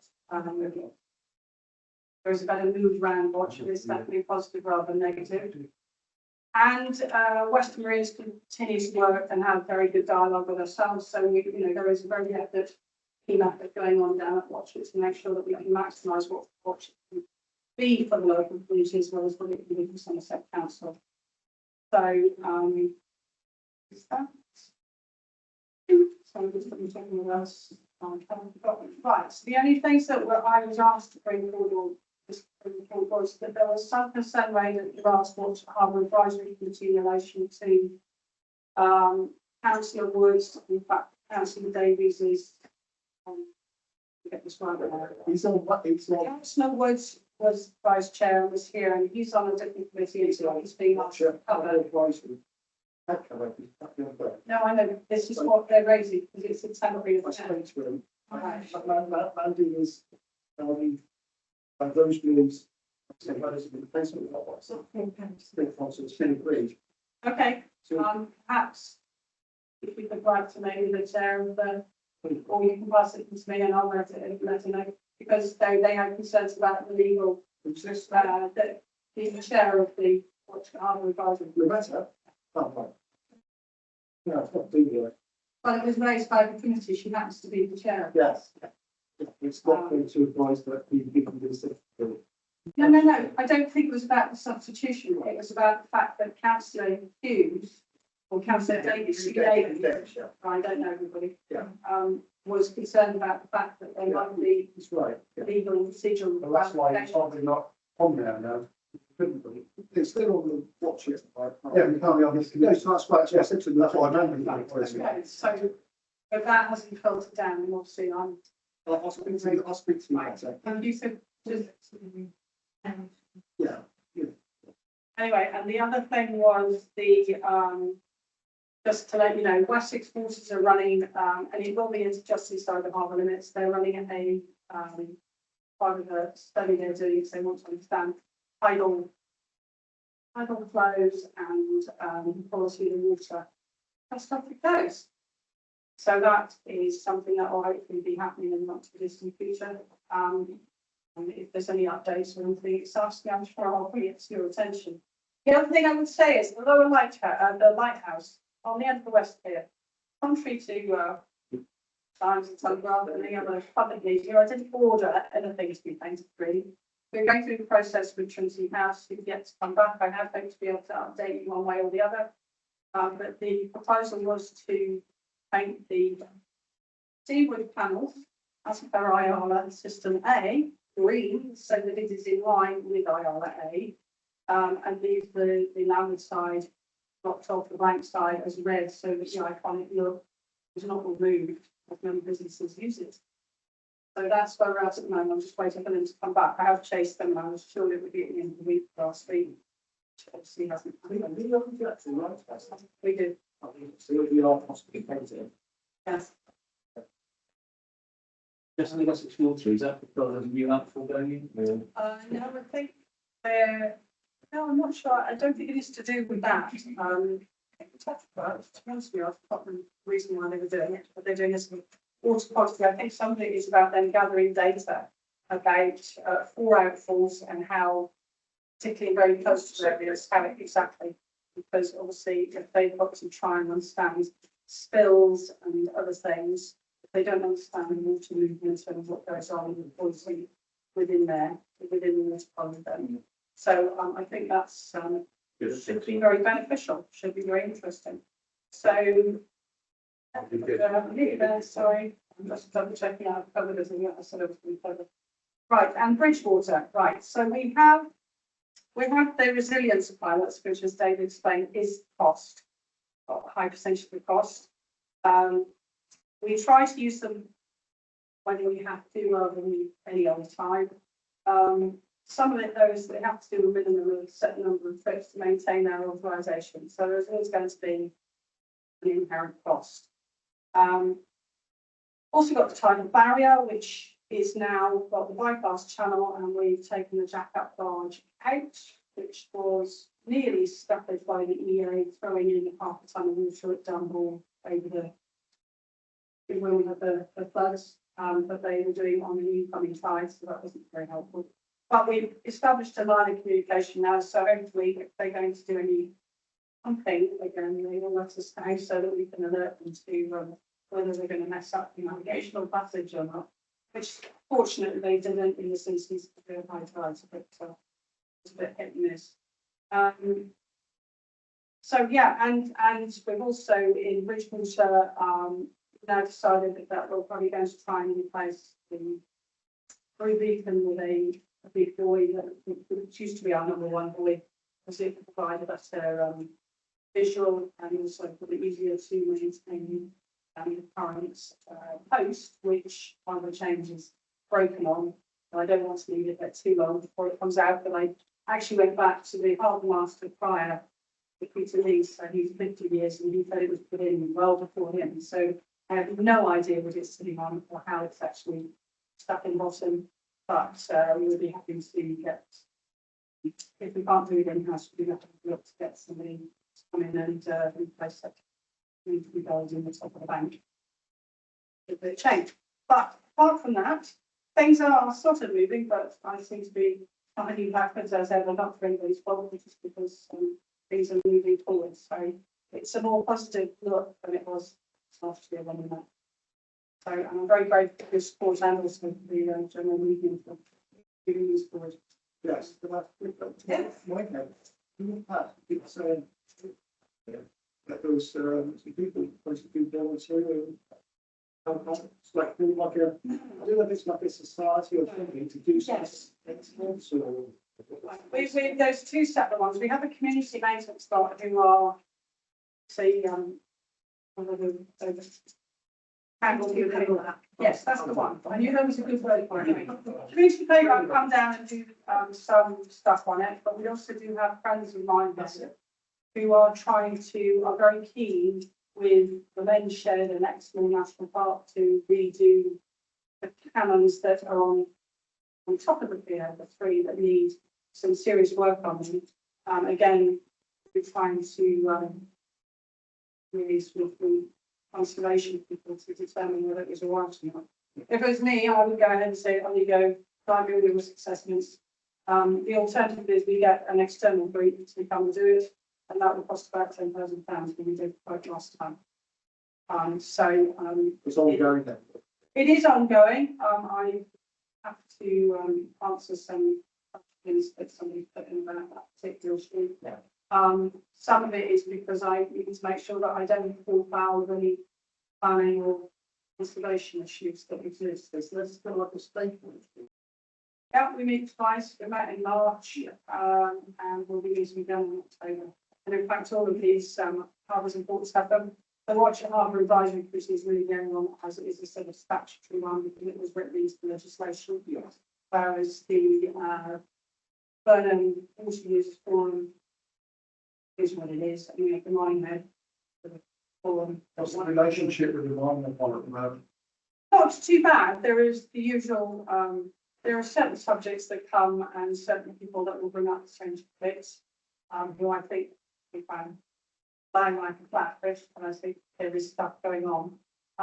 But it's with a lot of major projects when you're trying to get stuff going, you've got to do the quotations, you've got to get the people then, you've got to get them down. And it does take more time than you'd like. And obviously, in the meantime, nothing else stops. Reading on rather saying it's not using. You say they're not using it as much, they're using it a bit more, but they're not using it as much. I'm surprised that given the weather, we don't seem to have had as many people down. I mean, you know, it's been very odd in some ways with this heat wave. Maybe people felt that it was too hot.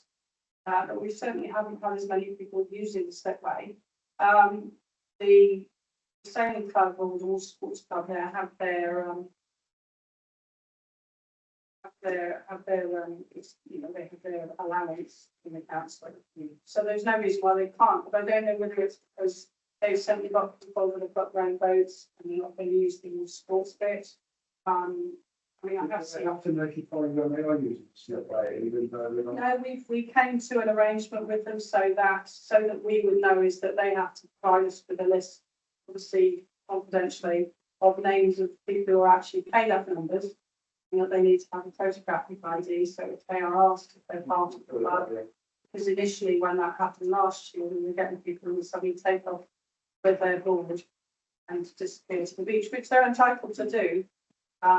But you know, unfortunately, but that's but they're there. It's not fair for the other users. If we, certain people to free glasses and other people not. So we just have to try and maintain that continuity. But there's a much better understanding. I know they've had a bit of change of hierarchy, or the secretary has changed, was there, and then she's come back again. So I'm not quite sure what the where their plans take it, how they're trying to generate new members. I think it's been a big summary, we just avoid it, isn't it?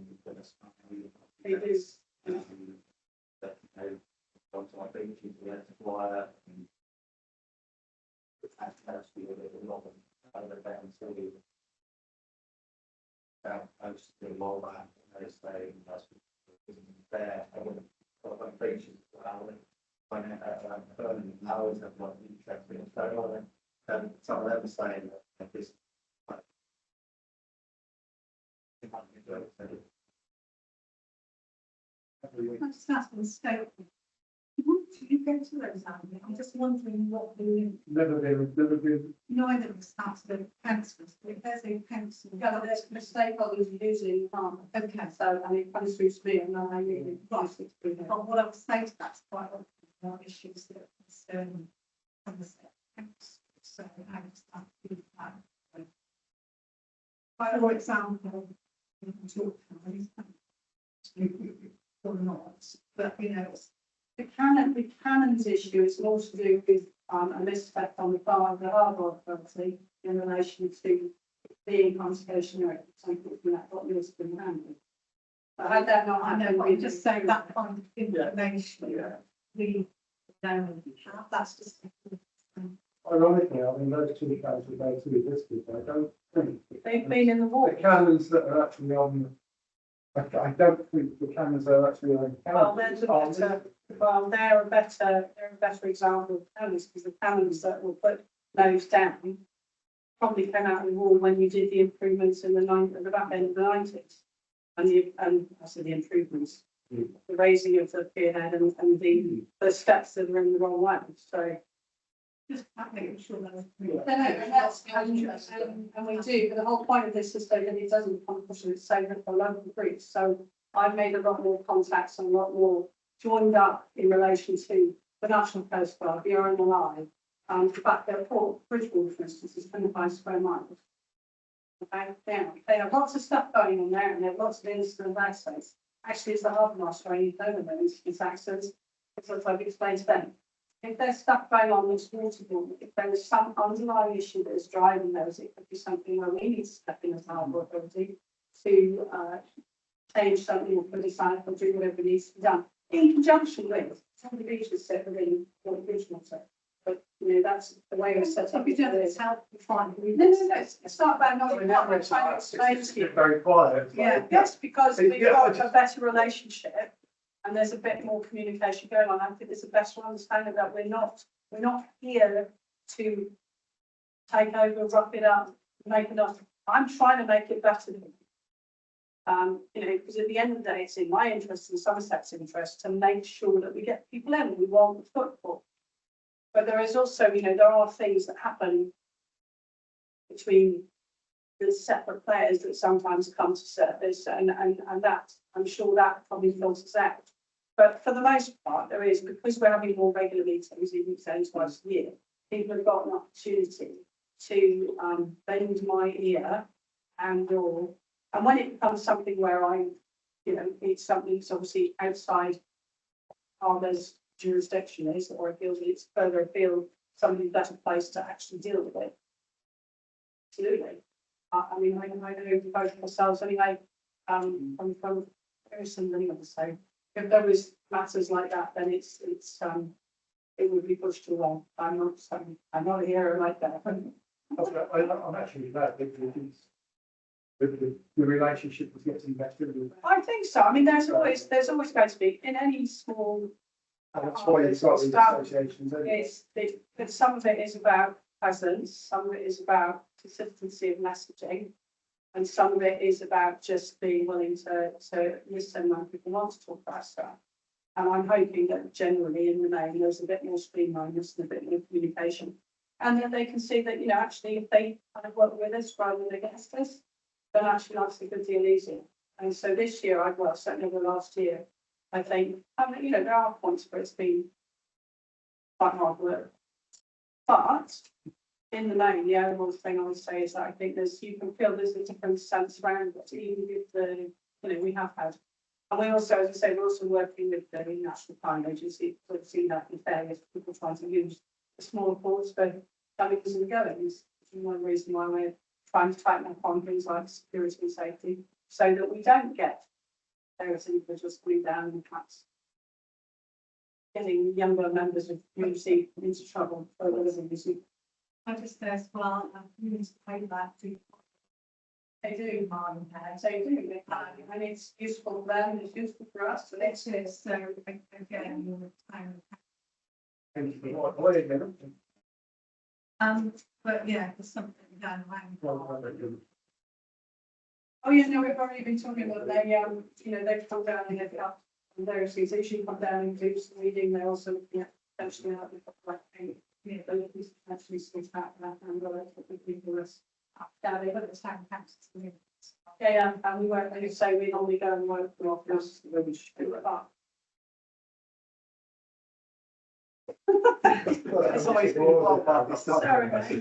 I mean, you said we talk about people, and the question I think was, what is that thing? Leisure, why charge them? Not unless it comes in. Why charge them? Because we have to have conservancy, if you want your lighthouse painted, there's money coming from. It's active, getting people in. So this also comes back into pushing forward a little bit more about revising the HRO, because then you can modernise your legislation to reflect the current situation as it stands, so that we're not completely always on a duff end to nowhere. Which is why I was asking, because if they're not coming into the anywhere, they're just coming into the outer harbour to oil, then I can understand, yeah, who charge them, because they use it for the Yeah, outer harbour. but no, you know, there's a crossover, it's not a black and white thing at that point. We have a duty to keep a safe navigational passage, as a harbour anyway, to provide safe navigation and open port duty. The marina happens to be the area that, if you want, is the main area, you know, they've invested. But part of the lease is, it's a bit like, you know, we're a landlord, we're expected to keep groundworks, something like it, so the whole thing doesn't fall down. So there's that aspect of it, and then looking at trying to just, we can get bigger boats into the outer harbour, because the entrance it's 28 metres across the main harbour, and I think it's 16 metres, 17 metres for the marina entrance. So if you've got a boat that's a bit longer, like the Dutch barge, it might fit quick ways, but to get it in and to get the approach there isn't enough space because of where the gate is. If it's a bit further up, they might be all right. So there's lots of things. So we kind of working. What I'm trying to do is make sure that all these harbours are working to the best that they can work, of bringing income in to sustain themselves. And that's why it's quite important that we then try and update the legislation so that we can make that more effective. At the moment, I'm still working with laws that are 1865. And, you know, if I want to fine anybody, it's on what it was before, so it might be 50 quid. Well, in today's money, 50 quid back then is a huge amount. Today's money, it's probably talking 350 quid. But I can't charge that because legally I'm not allowed to. I can charge 50.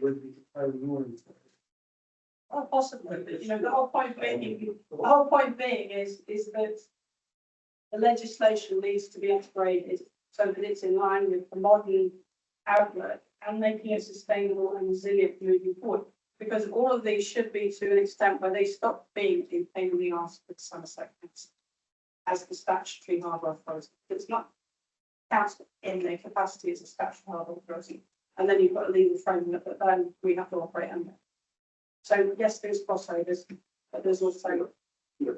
If the EA are dumping on flood time, are they going to get challenged to clean up their mess? I have already written to them and said that if there was any repercussions from it, we'd be looking for them to come and, if the river sorts itself out, which in the main it does, I'm not going to jump to conclusions every time, but we do river walks on a regular basis. I've now got somebody that I've already had another meeting with this week just bring it back. No, they were very, when it happened, I did point out to them that they were potentially stopping their barge that they're paying for coming out by virtue of what they were up to without having informed our authority. But we've also got that related by the barrier DCO anyway, which is happens to monitor 2 miles upstream, 2 miles down because of the, and we're seeing some of that already anyway with diversion of the channel. It's scouring certain areas, and then portions of our in pressure that comes in, and so on and so forth. So it's always a movable feast that one. But no, the answer is they've already had that conversation. What do you get when you last question? That would be helpful. So I was just going to say, Chair, I actually just found them for it. So if you want to remain in Sarah. Yeah, okay, I think that these on the discussions, there was a recommendation, I think, please open us, to basically, through the Harbour initiatives, if you do a briefing note for us, for the report, next week's then, setting out why these costs that are associated.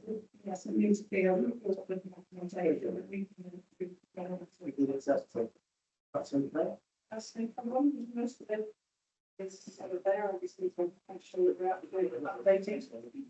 Okay, yours were to do item 7, which is the business plan upgrade. Yes. Well, it will be business plan upgrade.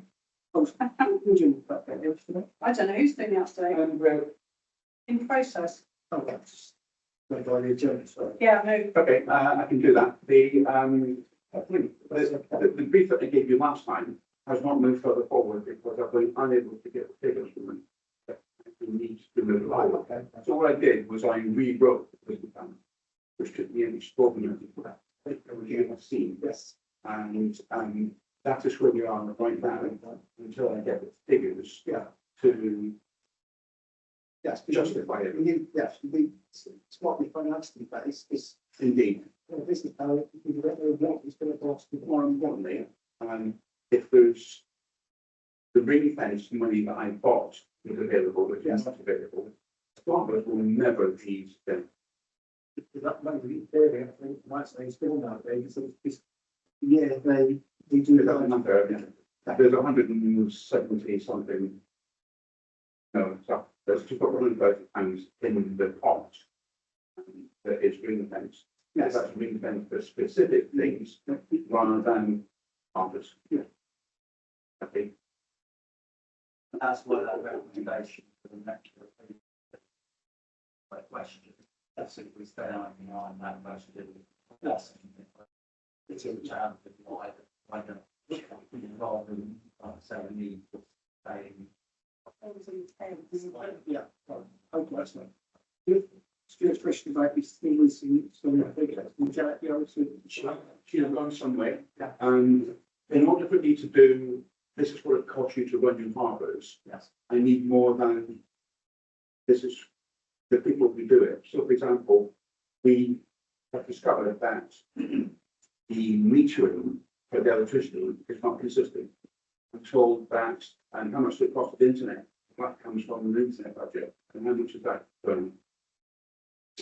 So the information is there, but it's just not here. So it'd be useful to know how much we're going to actually physically have to pay as opposed to as a stock within. So we get business rates for Minehead, which are quite a lot of money for what it is. And it was that. Yeah, it's 600 and something pounds, and I thought, what? For the rate of buy it, it made it sense. Don't care, I'm just telling you what. No, just saying, no, just saying, you think rate of buying it. So the question I asked was, are we paying rates sufficient at the top as well? Yeah. Good. And are there business rates on the pilot app? Because we're not paying. So who's paying that? And will it come to our budget? And then so when? Right, yes, there's a lot of. So can we get everything metered? So all our electricity needs to be metered.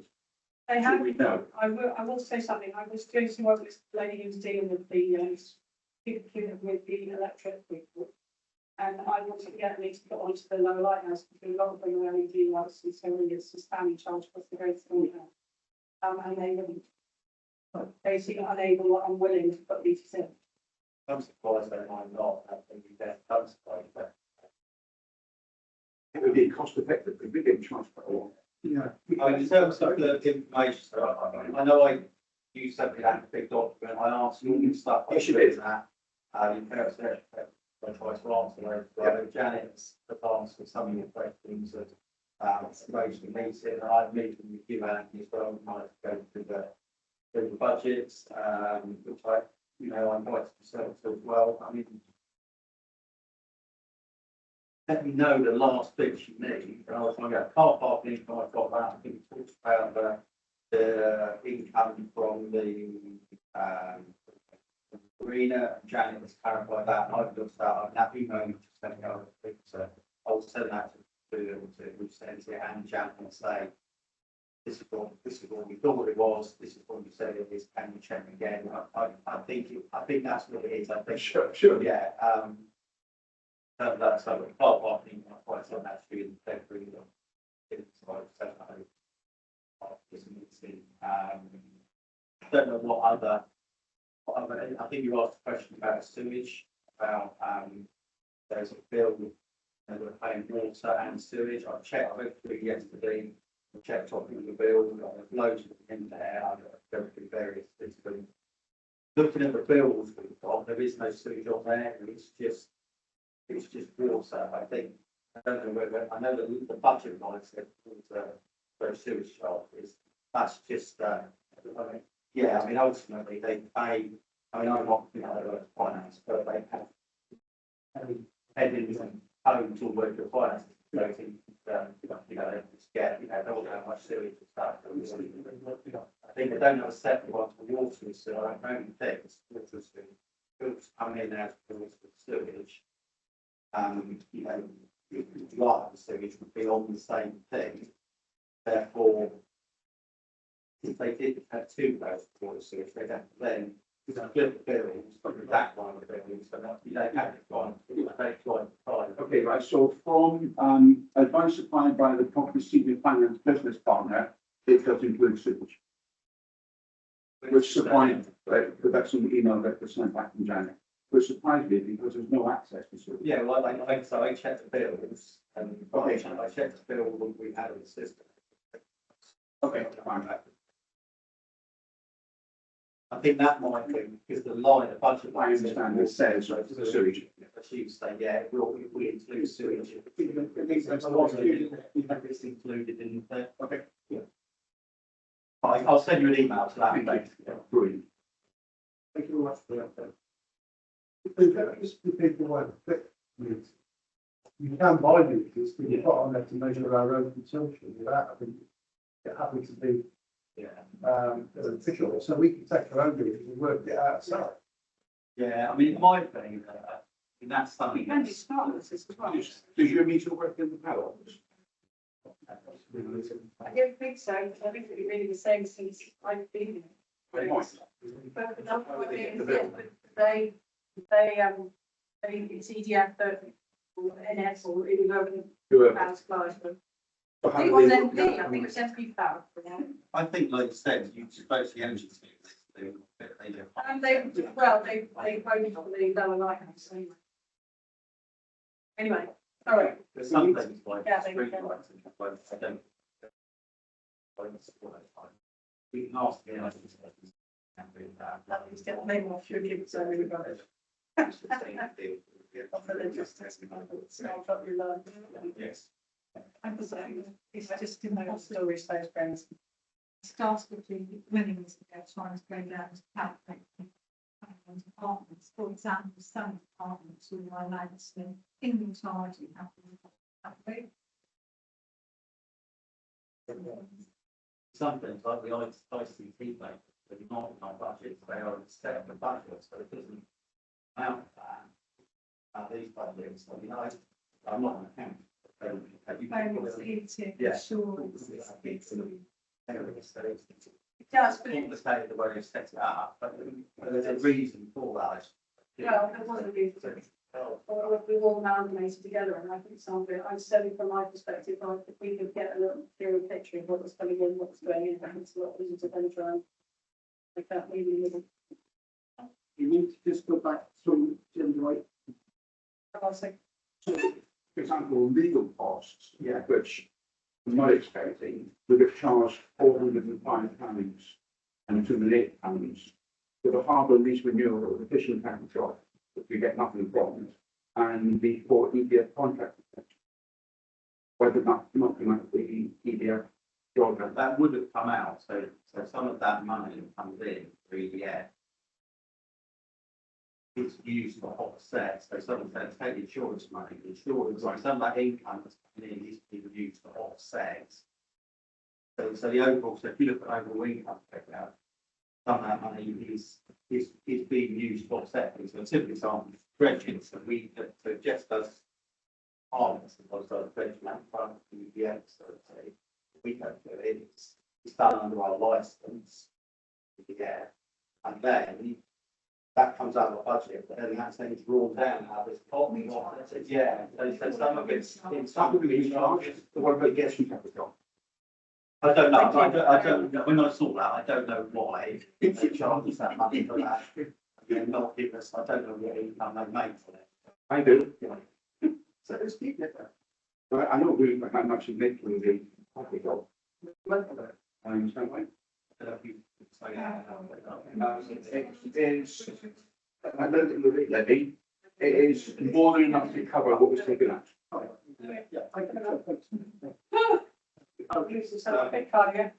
I'm acutely aware. I will find out why that, I mean, someone's, I don't know why they want. They may have seen it before, it was a secret job. No, It's just got a curious mind. it's good. And these are questions about it. I got a curious mind. We need to get back to. Yeah, but we want some to. five of them candidates.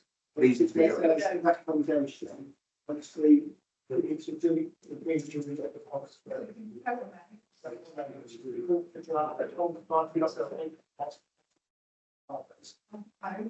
Absolutely, then. Yeah. And it's in favour? Unanimous? And the 25 minutes, it's no review options, so people there suggest, write a budget set, we prepare to done. So, you have the proposer? Second, second, we have spot. Also, all those in favour? Sorry, Sarah had about to, I know all these got to go, sorry, thank you. Right. So, but what's the, we, when we do the wording, the question to the executive, what we do, what we do, get up a question, Yeah. so it's all rounding, it's question, and then we, question, yeah. Didn't you say when you were appointed? Why do you think you said that? That's what I mean. I knew that. Yeah, that's fine, yeah. So Yeah, I'll drop- yeah. Yeah, I'll draw something out, send it to you guys. Yeah, we, yeah. Ultimately, we're delegating the wording as the recommendation to the vice chair of legal. That's what Yes, I'm. it's a speedy way of doing it. So, right, so, yeah, so, right, we've done that, so we need to go to, it's into item 8, which is the work program, which is 26. So we both done that, we're delegating yeah, exactly. It's, obviously, we do need to cover it. Thank you for posting it. And, thank you for the second. Yes, very much.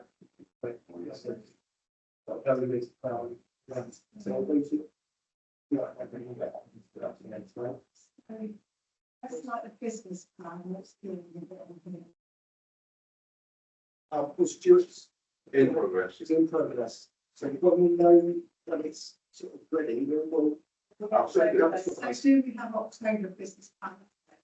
That's what I was looking. Yeah. Strange. But the answer is it's in progress because we've planned to follow the facts and figures together to give a realistic strategy for the next 5 years, but until we know where the baseline is, it's a bit of a, Okay, so we need our identify. No, update on. Yeah.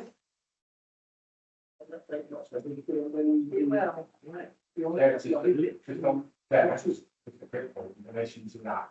I just, you may want to put a line in there to reflect the fact that you appreciate Stuart's efforts. However, we also appreciate the frustrations he's had in identifying the cost because of the way that some state councils are doing. Yes. I think everybody's trying to follow with them, there's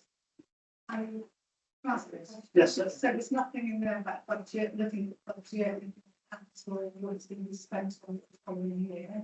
Where's that one? No, I need to, sorry, you've got it. So there's an updated floor plan on the screen, which includes the fee and charge report. So we, since that was published, we moved the date of the next meeting so that it can meet with the budget setting meeting that's happening through executive. So the meeting is now slightly later. And that includes the fees and charges. Which includes, so when does this, the members be approved? Fees and charges, yeah. That's fees and charges, you know, like that in revenue accounts and budget. Later, I thought that's just, That's the main thing.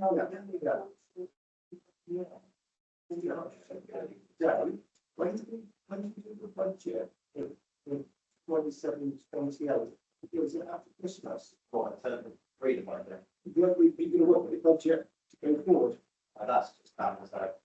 The finances. It doesn't, should it to us, does it go to us or not? We do that. I mean, that'd be something probably that finance. I don't set the budget. I just spend no time. You get the point. Obviously, things like capital fees. Yeah, capital fees, and then we'll put those in. It should come from here. Yeah, it should. I don't think it does though. So I don't think it is, this has only been set up. We take the line. I think the same query came up last year, and the budget doesn't come through. It's set part of the overall budget. The way it's And I think the issue is the other way around, so what we can make recommendations for how we think the budget should look. To the executive should then lead that back. It's the Yeah. it's the executive's decision making. It's a responsible body, but we are advisory with it, so in theory, your side, the group should be circular. And that it's put together, comes to us for approval, then goes to executive for approval, and it's effective, submits it by the budget process. Yeah, so in the budget, I think it's just 2 lines. It says Harbour's reports. There's a. Yeah, so that's the headline. Yeah, I think it's the headline. that's what we actually say. Which is what we're talking about. But it looks at the breakdown. I think if there is a report on budget, that's all on the way you got a report saying budget. Right, I don't know. There is a report. Yeah, I'm investigating as well. Yeah, sure. I'm investigating. That take, it's not the next off the line. Yeah, people management there. Right, so support them. Okay, all right. Right. Yeah, I agree. Okay, I think